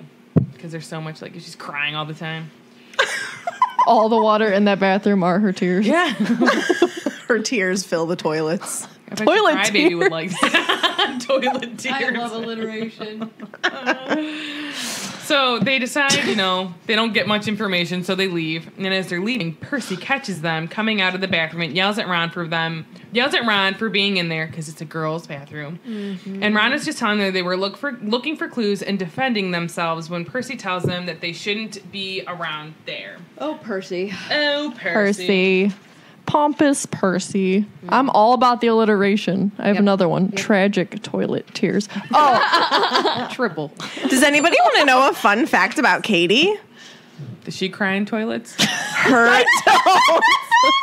Her nickname in high school was Percy. Oh, yeah, it was. oh God. Do I we still have to have bring friends that who up? like, I don't really know why, but it was. I have friends who like, because that's how I met her, it was Katie, or it was Percy and Megan, that they're like, I think maybe Maya calls you that. I'm like, no, it's been Katie for like a million years now. I Like, could that's tell her you real why. name. It's really embarrassing. Tell us. My hair got like really long in a bad way. Katie has super short hair. Super short hair, but for whatever reason, when I was a child, I let it grow out a little too long, and it could fit in a ponytail in the back. Not in a good way. So my friend called me Percy because I reminded her of Bill. I don't know why she called me Percy, But then it just stuck 5th grade until 2 years ago. No, not that long. yeah. It died out at the end of high school. No. I would say It was in college. She called her that when I came around. Because it wasn't until we were in college. And I've been around for 9 And then you years. slowly stopped calling her that, and then I stopped calling her because you stopped calling her that. Yeah. I it think was it in has college. literally finally died out. Yeah, pretty much. Yeah. All right, so reading from Le Book. Maybe that's my alter ego name. Percy. Ooh, I just looked that there's a error in this book. It says Perry and not Percy. Really? Perry the platypus. It says, "Get away from there," Percy said, striding towards them and starting to bustle them along, flapping his arms. "Don't you care what this looks like? Coming back here while everyone's at dinner? Why shouldn't we be here?" said Ron hotly, stopping short and glaring at Percy. "Listen, we never laid a finger on that cat." "That's what I told Ginny," said Percy fiercely, "but she still seems to think that you're going to get expelled. I've never seen her so upset, crying her eyes out. You might think of her. All of the first years are thoroughly overexcited by this business." "You don't care about Ginny," said Ron, whose ears were now reddening. "You're just worried I'm going to mess up your chances of being head boy." How true is that, though? Just wait, I'm going to talk about it. Okay, sorry. 5 points from Gryffindor, Percy said tersely, fingering his prefect badge. "And I hope it teaches you a lesson. No more detective work or I'll write to Mom." And he strode off, the back of his neck as red as Ron's ears. So then I said, so basically, Ron calls Percy out, saying he doesn't care about Ginny, just his chances of making head boy. And I said, is he worried more about how his family reflects on... He seems to be worried more about how his family reflects on him. And you see this even later on in the books when he starts working for the ministry and basically cuts off communication with his family. So he's worried more about how he's going to look and how he's going to get ahead than what actually happens to his family. Ooh, burn. I was going to say, too, that, out of all of the siblings, I feel as if Ron and Ginny would be... for Ron, he would be closest to Ginny. Mm-hmm. Yeah. So the fact that, Percy feels the need to be you don't care about Ginny, I would be excuse me, we're the closest, you know? I totally think Percy is just worried about his own image there. You see, every time he's worried about how is this going to reflect on me? I want to be. He even gets prefect. so embarrassed by his dad at the ministry of the position that he holds, Makes me and wanna punch him right in the face. Yes, oh my god, I get so angry at him. He learns later on, and really too late, that family is more important than any of that. Being head boy or getting high into the ministry, is that really worth it? At the end of the day, all you have is family. Literally at the last second before your brother dies, you make amends. Yeah, literally. Too late. And hours, minutes. You know what I mean? The only thing that feels good is that Fred knew before he died. Yeah. But can you imagine how Percy feels after that? I'm sure he's never going to get over it. No, he regrets it for the rest of his life, I'm sure. Can we talk about the fact that Katie pointed out that after Fred dies, that George could never perform a Patronus Oh my God, again, don't and make that me breaks cry. my heart into a million pieces. I've been so uber emotional lately because I'm, a girl, and it's just wait, what? And you are not a girl. Don't talk about those You are a things. woman. I'm a woman. You're not girls. We're I'm ladies. I'm a girl. No, girl makes you sound like you're I'm forever a child. young. But it was I made the connection with Percy. You're the oh my oldest one gosh. here. Nope. You see his colors. Book 2. Are you a grown-up kid? Oh. Never heard of him. Never heard of them. All right, so Basic knowledge. later that night, the trio's in the common room trying to get homework done, sitting far away from Percy. And when Ron tries to get rid of the smudges on his paper, he sets fire to it. He slams his book shut, and surprisingly, Hermione follows suit. What? They discuss who they think is behind the attack and the writings on the wall. They all agree it's probably Malfoy, seeing he's in Slytherin and loves to boast that his entire family was in Slytherin and his father's evil. Although it's technically a lie that all of his family was in Slytherin because Sirius Black is a cousin and he was in Gryffindor. And Tonks is a cousin, and she's Hufflepuff. Yeah, so Malfoy don't. And I don't think that Tonks... Pure bloods like to lie. Do you think Tonks' mom was a Slytherin? I don't know. I think she was. I think she was. Was she? Yeah. Well, good. I like that because she cool. She cool. Cool. I don't know. If you think about the way that people do this, all the people that are trying the hardest or the most embarrassed of what they are the biggest liars. Umbridge, Malfoy lied. Voldemort. Voldemort really. back to the Hitler thing. Mm-hmm.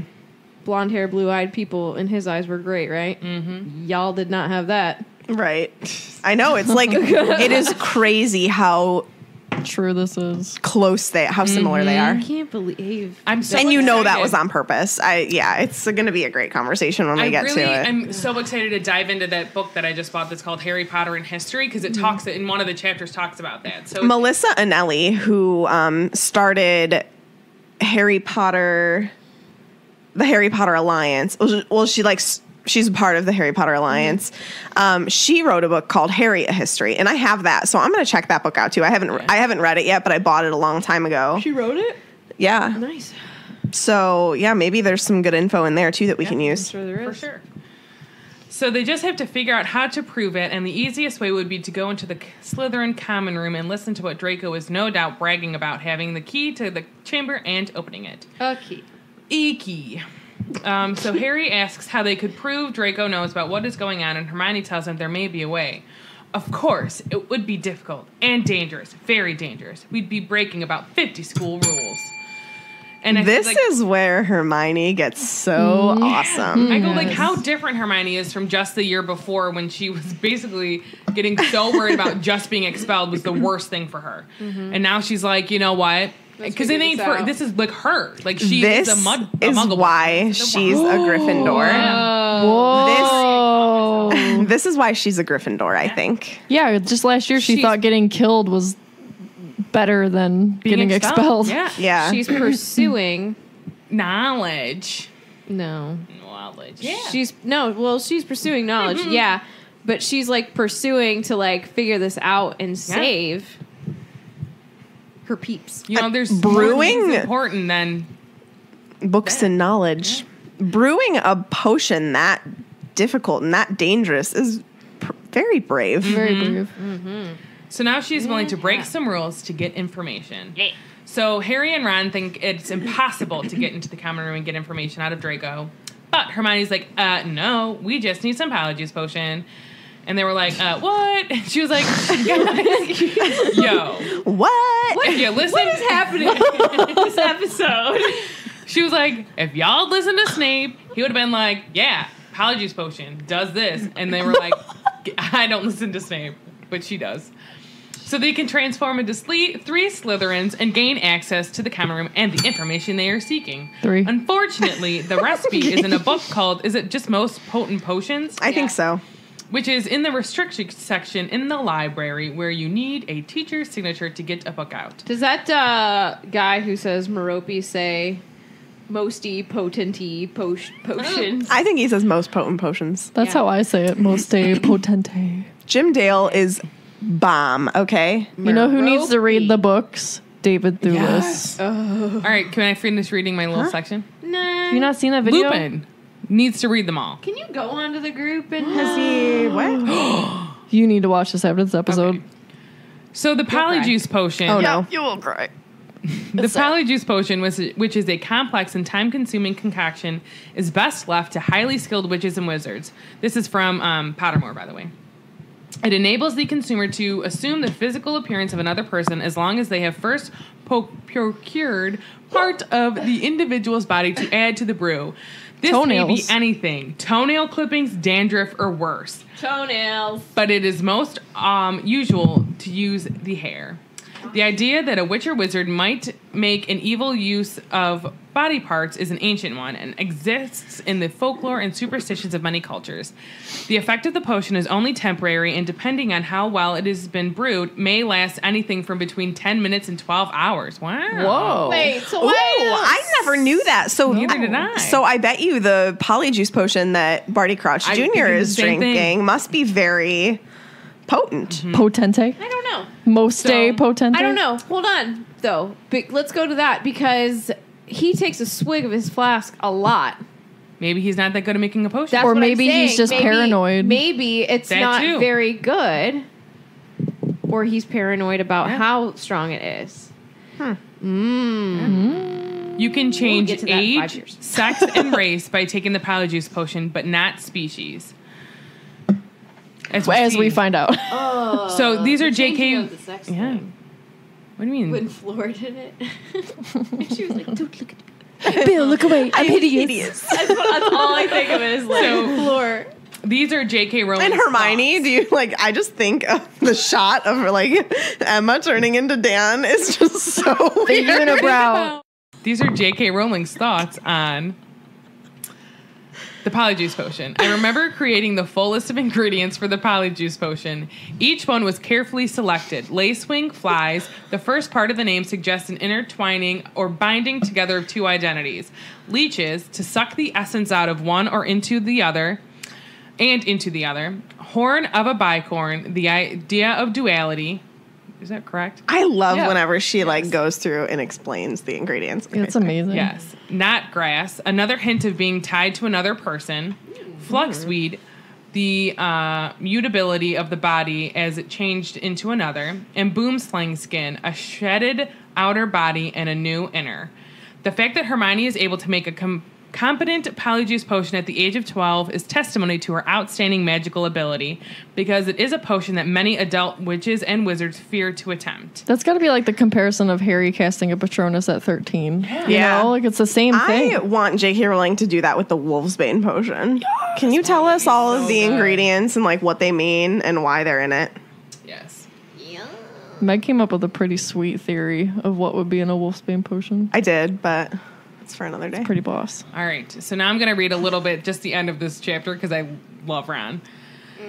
So there's only one way to get out a book from the restricted section. You need a signed note of permission from a teacher. Hard to see why we'd want the book, really, said Ron, if we weren't going to try and make one of the potions. I think, said Hermione, that if we made it sound as though we were just interested in theory, we might stand a chance. Oh, come on. No teacher's going to fall for that, said Ron. They'd have to be really thick. Dun, dun, dun. Who do you think would be thick enough to sign for their little permission? I don't know. I think No. maybe we'll find out in the next chapter. Maybe. Here's to hoping. We shall see. I think it's Snape. Katie's starting some bleep. Some boing. We don't use bleeps on this podcast. We use Fine. boings. Okay. Lightning bolt round. I want like a sound of thunder clashing or something. I'll put it in. All right, who's got questions? I don't remember what. I told you to write it down. Do it, Mom. Oh, what is it now, ma'am? You kiss my butt. Megan, do you remember yours? Oh, okay, times two. Yeah, ma'am. Yeah, well, this mom just told you. Hey, Mom, do you have I your know that it was questions about prepared? Salazar Slytherin. It was about like the story of Hogwarts. Shoot. Should have listened to Mom. She's always right. Do you have any questions prepared? No. Oh, okay, Mom.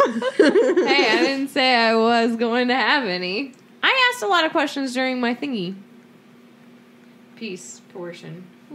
Do we think that Slytherin had good intentions? No. No. No. Okay. I know I backed him, but like he's still a bad dude. No, I don't think so either, really. I hate that is like the history of my house, you know, because like there's so much more to being Slytherin than that. Yeah. Because even Ron, like when they're talking about it, he's like, I can't believe like he's the one that started all this pureblood stuff. Yeah. So like that reflects on like everybody, and it's not Like true. I feel like Slytherins are really I feel like cool. Slytherins have this mark on them. Yeah. A dark Almost mark. of like racism. And it's like that's so not cool. Because Yeah. like, okay, straight out real life example right here. real time life. Real time life. Real time. Like ridiculous Ridiculous. feminist, like all about equality and like, oh, that's me, but I'm also a Slytherin, you know, like nothing to do, like, you know, those views are like polar opposites. And it sucks that is the history of my house. I don't think that being a feminist and being a Slytherin are total polar opposites. I think that I think the way that you No, would not achieve being a your Slytherin, goals- saying like racism is like Oh the no, found. I agree with that. So Salazar's the ideals. idea, yes, Right. But I don't view Slytherins as that. No, I view I know, certain but it's just people. I'm saying like the history of my house, like just- being the polar opposite of like people in our time potentially, like who they are. It's unfortunate that the history of It's clouding it. Kind of exactly, thing. Yes. yeah, and that sucks. Yes, I can understand that. So, but ambition can totally go towards anything. Correct. I be ambitious. Whoop whoop. Ambition. I take on way too much crap. That is true. I do. She Spread does. thin, yo. Spread thin. Do you want to ask about Ariana's? You were saying something on the thing. Oh, Ariana's was that- supposed to be like someone with severe autism? Yeah, it was just a thought I had because Joe like parallels things to the real world. I know a lot of people. The spectrum is so large. I would view it more as something as like PTSD Yeah, that's a good point. because she's so terrified of what happened to her that Yeah. she doesn't want. She's like almost scared into submission. Okay. I can see that. And you can even correlate that back to Credence. You know what I mean? Like that he's around. Is her name Mary? Bare bones. Yes. Yes. That yeah. she's so. His mother figure. Yeah, she's Yeah. so She ain't no mama. hardcore against all of that he's so afraid, and she's not afraid to use the belt. You know what I mean? You know, she even Side- looks like Umbridge. She does. Side note about Credence. He's in Cleveland this weekend. He's at WizardCon Ezra in Miller. Cleveland Why didn't we go to that? because it's $80 to get his autograph. Well, I don't need to actually get his autograph. I know, but Doesn't he still. know who Name we are? Ezra Miller. Yeah. Just call him up. We know another guy named But Ezra. so there's like So we basically know you. there's been like a commercial on the radio like all week about it, and every time they're like, and Ezra Miller from The Flash, and I'm like, no, he's from Fantastic Beasts. Where is it at? The convention center. Huntington Convention Center, yeah. I mean, Wizard World tickets are like ridiculously expensive. It's like one of the more expensive cons, and then on top of that, you have to like pay to get a picture and pay to get an autograph and all of that, and it would be a very So- expensive weekend. Go to our Patreon page and At this point, it'll be too late. I guess Dan Fogler's been making the rounds at cons too. I'd love to meet him. Jacob. who? Jacob. From Fantastic Beasts. Oh yeah. He's The friends with Nomad. Newt Scamander. I thought you meant He's Newt Jacob Scamander's best from friend. Twilight. Yeah, him. Why would we care about him? Jacob Black, is that his name? Yeah. Yeah. I like to Props rock for you the to know boat. that. Is it Black? Yeah. Yeah. Are you sure? I Yep. think it is. No, Because it's not. yes, it is. Because I always remember being really annoyed that his last name was Black. Serious. Like serious. Are you serious? Do you have a question? Or you just Can raising you your hand? imagine Would you how believe- many what's your times question? he said that joke? Oh my god. I I always think of agree. that one that's dirty. Let's move on then. So my question is, Yes. what animal would you like to talk to? I think I've asked this maybe, but what would the language be called? Oh, that's really hard. So like with a snake, it's parcel tongue. And everybody has to have a different answer. I Ooh. want Katie to answer before Megan because they're probably Wait. going to say the same thing. I want to talk to cats, and the language would be called whiskers. Oh my gosh. Mic drop. Nobody can go after that. Literally I just agree. popped in my head. I would talk to Fozzie. What would the language be called? Barkingtons. It'd be called woof.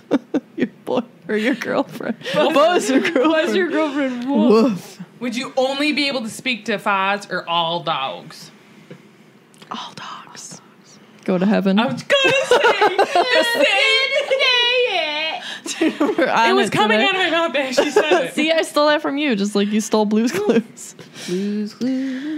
I think I would want to talk. To a black mamba.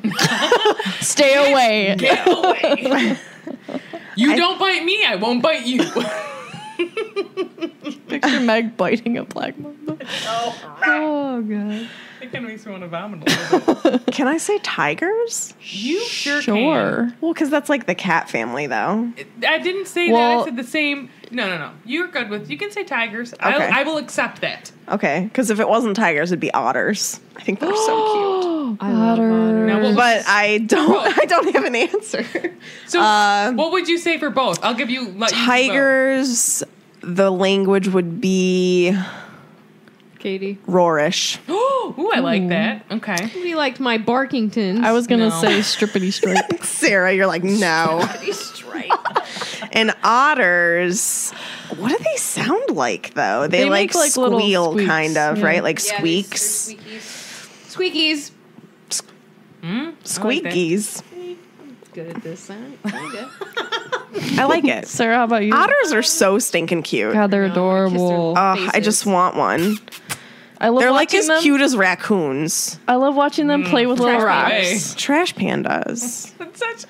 No, Like such a mean everybody, swerve. everybody, They're such a trash panda. everyone who disagrees with the fact that raccoons are stinking adorable, They are cute. go I don't wanna look at them. and follow Jonathan the raccoon on Instagram. Jonathan. Oh my god, he's so adorable. I love him. Also, He's follow like their Juniper pet. Fox. Yes. Oh Juniper yeah. Big. Also follow O'Malley. So I think that I would either want to talk to penguins or elephants because those are my two favorite animals. Penguins are so cute. They're so cute. Oh, I love they're their just little adorable. waddle, and then they dive into the water. Oh, they're so cute. Oh, I waddle. What would I don't know what my Just language okay, is. you waddle now. Let's talk again in like a couple weeks here. I waddle. You waddle. We all waddle.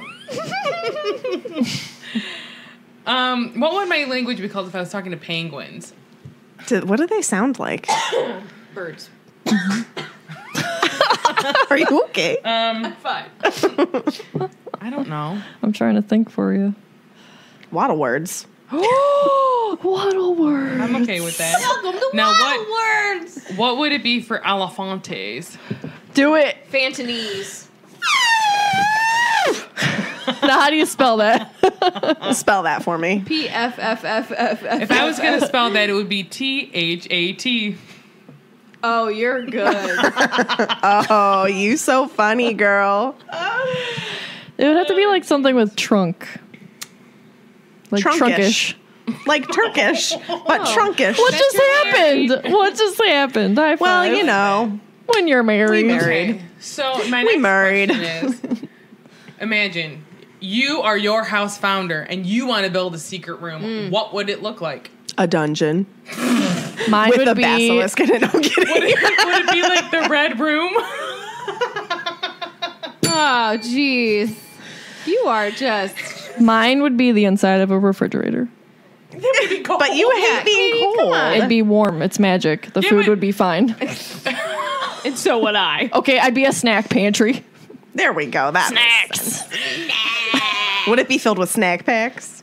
Hey, Only when Tiffany came to visit. There we go. It would magically fill with whatever you want. Also, okay, you also have to have food. you also have to have a creature in there that the true heir can. A So mine niffler. would be a raccoon because they eat lots of food. Oh, that's good. lots of garbage. But that's good. It'll eat the garbage and save the good stuff for you. There you go. See, it all No works out. waste Thank in the you, Sarah. Hufflepuff room. Nope. So, Reduce, reuse, recycle. There we go. RECYCLE, recycle. Do you think reducio is a spell and it like recycles? It is. Reducto. Reducto. But that just blasts stuff. Makes it smaller. Oh No, yeah, that's that's what it does. Bombarda Maximum. Oh yeah. All right, Tiffany, what would your I room never look like? said charms was my strong suit. So I'd have a bunch of squashy furniture, Squashy. Okay. many a snack. What kind of snacks? Airheads. And gummy She bears. is an airhead, so she doesn't need those. Ouch. Fruit We'll roll-ups. talk about that later, sir. How many chips did I get you today? Chipotle. Chipotle chips, and green salsa. I would like a plug. Thank you, Chipotle. Give us some royalties. And And free Chipotle. all the For life. dogs. All the doggies. Doggos. I love Think that of word. a room Doggos? full of all of the dogs in the world. All the nice dogs. It'd be like 101 trillion Dalmatians. Like, and then everybody could get their own, like, cuddle dog. So, like, when you're feeling sad or whatever, you have a little companion. You get a little pupper. What? But like, what about me? Because I'm allergic. Well, you're not welcome. When you either. walk in there, you have no allergies. There's magic. Sure. Yeah, I was gonna say the allergies don't Good affect you when you're in. Lord, You that do- would be amazing. You do the spell Zyrteco, Oh yes, I love it. and you're good to go. Or Need all the pooches. All right, Megan, Claritino. your word. I mean, room. Okay, hold on. What am I supposed to be making? Hydrocortisone. Oh, hidden room in the castle. It's her crowd surfing on a bunch of cats. No, the kids are crowd surfing on her. Oh, that'd be so cute. It would be a big old library filled with every version of every Harry Potter book ever made. This sounds more like a Ravenclaw room. I don't care. Ooh, just saying. A big old library with big old comfy cushions everywhere and Like a big big beanbag chairs? fire. Yeah, like the beanbag chair type cushions. I had a cat with a once big that peed in fire. my beanbag chair. We had to throw it Oh, away. that's sad. I have a friend that rude. once peed in a cat litter box. Do you? Did it clump? I was told no. What was this turned into? So there would be a huge fireplace and then like a naked cat. And wait, you mean a hairless? yeah, a hairless cat. He's got Shaving cats. He's got no pants on. And his name would But be he Harry. has a jumper. His name would be Harry. And then I would have a this is very detailed. I'm sorry guys, but I would have a what are they called, Katie? What? Taylor Swift cats. Oh, the Scottish folds. I would have Scottish fold cat. Is it the ones with no ears? They're the one with They're little folded. ears. Okay, calm yourself. They are folded.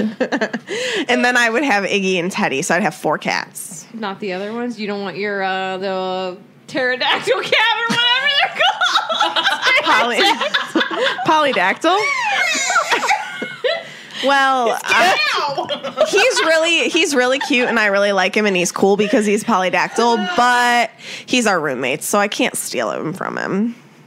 And then like Pterodactyl cats. and then like Rookie the polydactyl That's has the to name. keep a friend. He has to keep a friend, so Minnie's going to stay behind because she doesn't like me.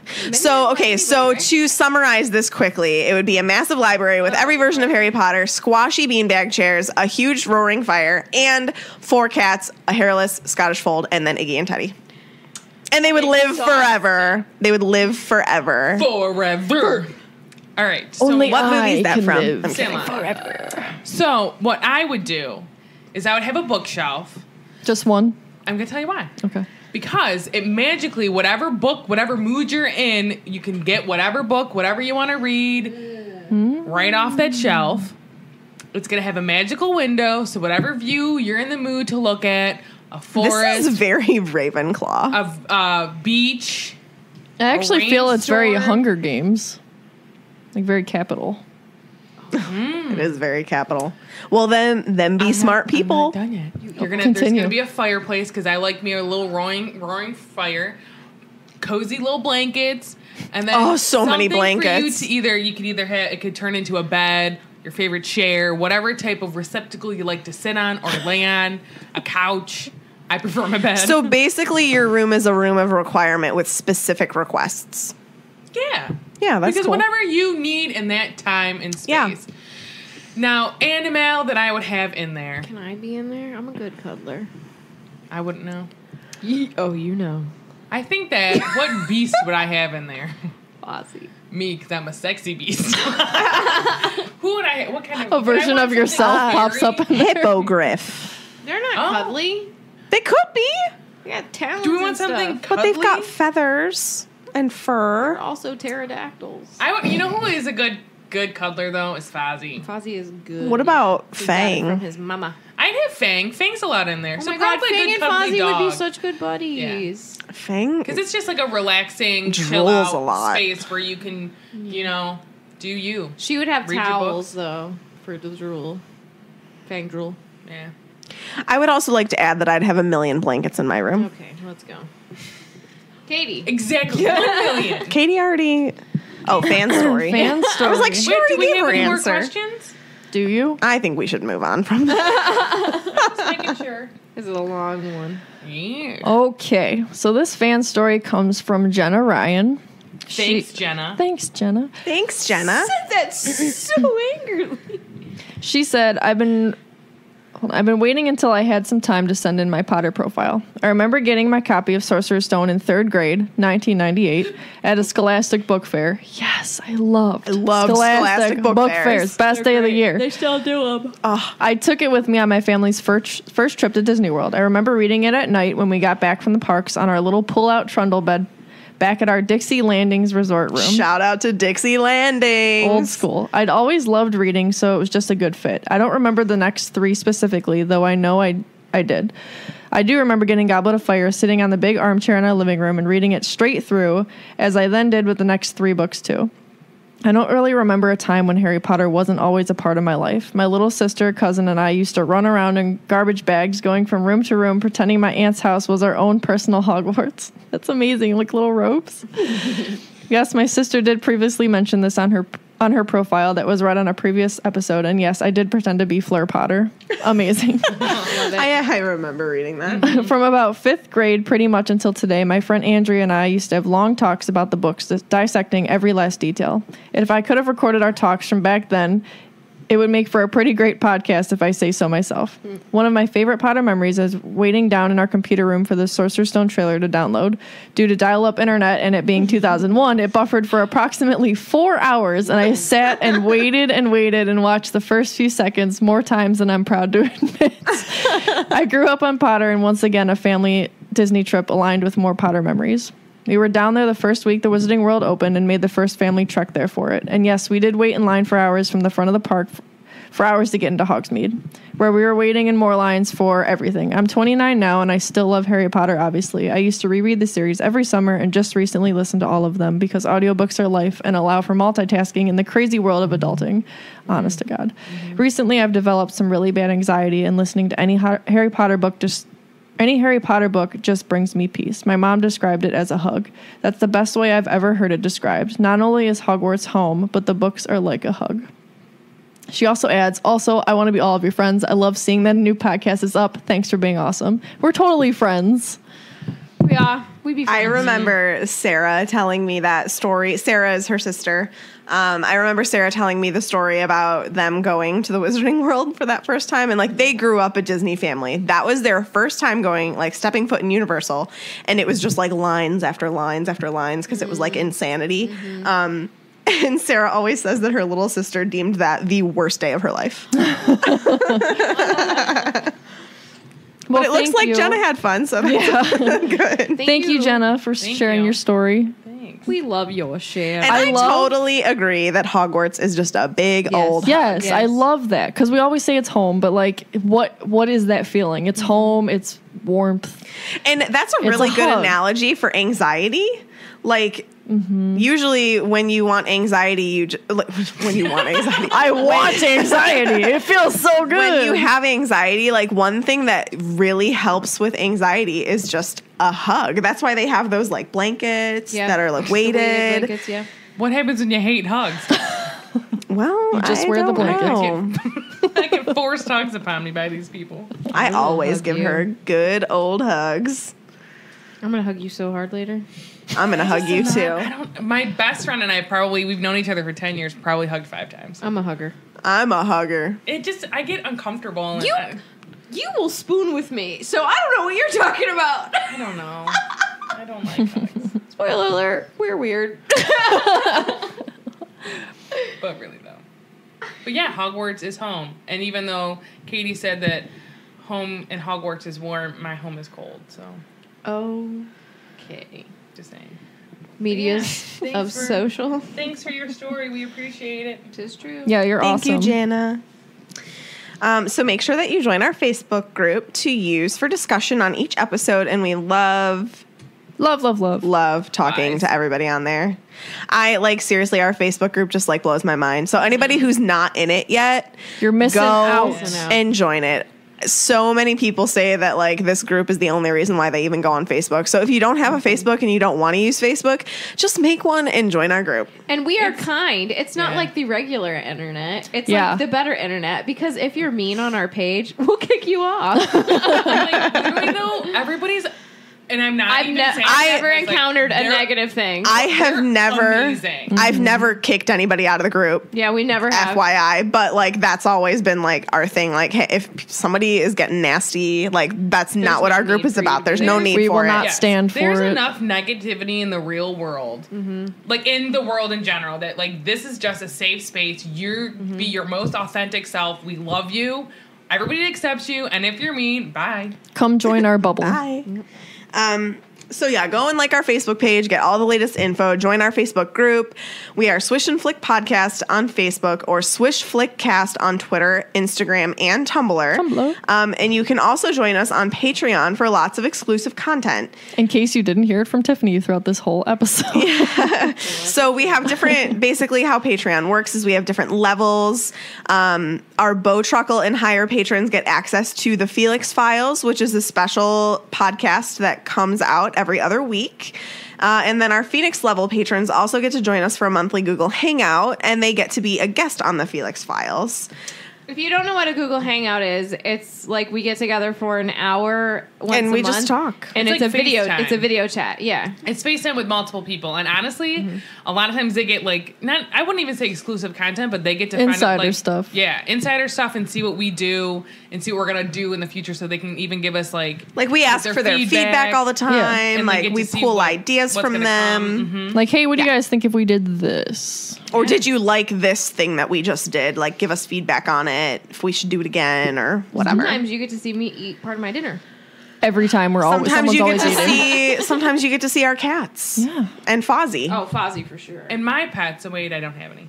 Your elephant and your penguin. You might see my bedroom. Who knows? So if any of that sounds fun or interesting, make sure that you head over to patreon.com/swishflickcast and choose your support level. And it basically what the support on Patreon does is it keeps the podcast afloat, and it lights up the Lumos in our heart, guys. It keeps us going.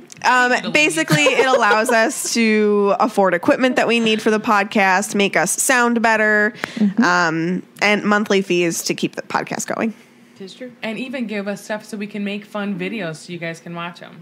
Cook stuff from the Harry Potter cookbook. And we're going to craft some stuff. Yeah. From the Harry Potter craft book. And travel to cons and stuff. Make some cocktails or mocktails. And Tiffany's yeah. and Katie's, because she's not a big drinker.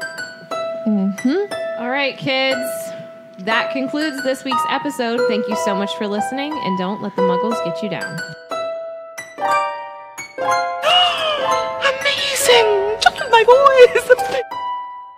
Recording. I thought you were going to be Ricola. That's what I thought you were going to say. Let's just sing the entire episode. What if we talked like this the whole time? Let's talk with odd smiles on our faces. Let's just be sad. I can't even do that. All right. That just means you're too. Hello and welcome.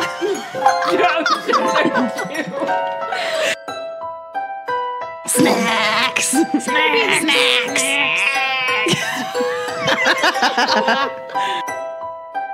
I'm Tiffany. I'm Megan. I'm Katie. And I'm Sarah. No, and I'm Sarah. No, Sarah. And I'm the artist formerly known as Heraz. Sarah.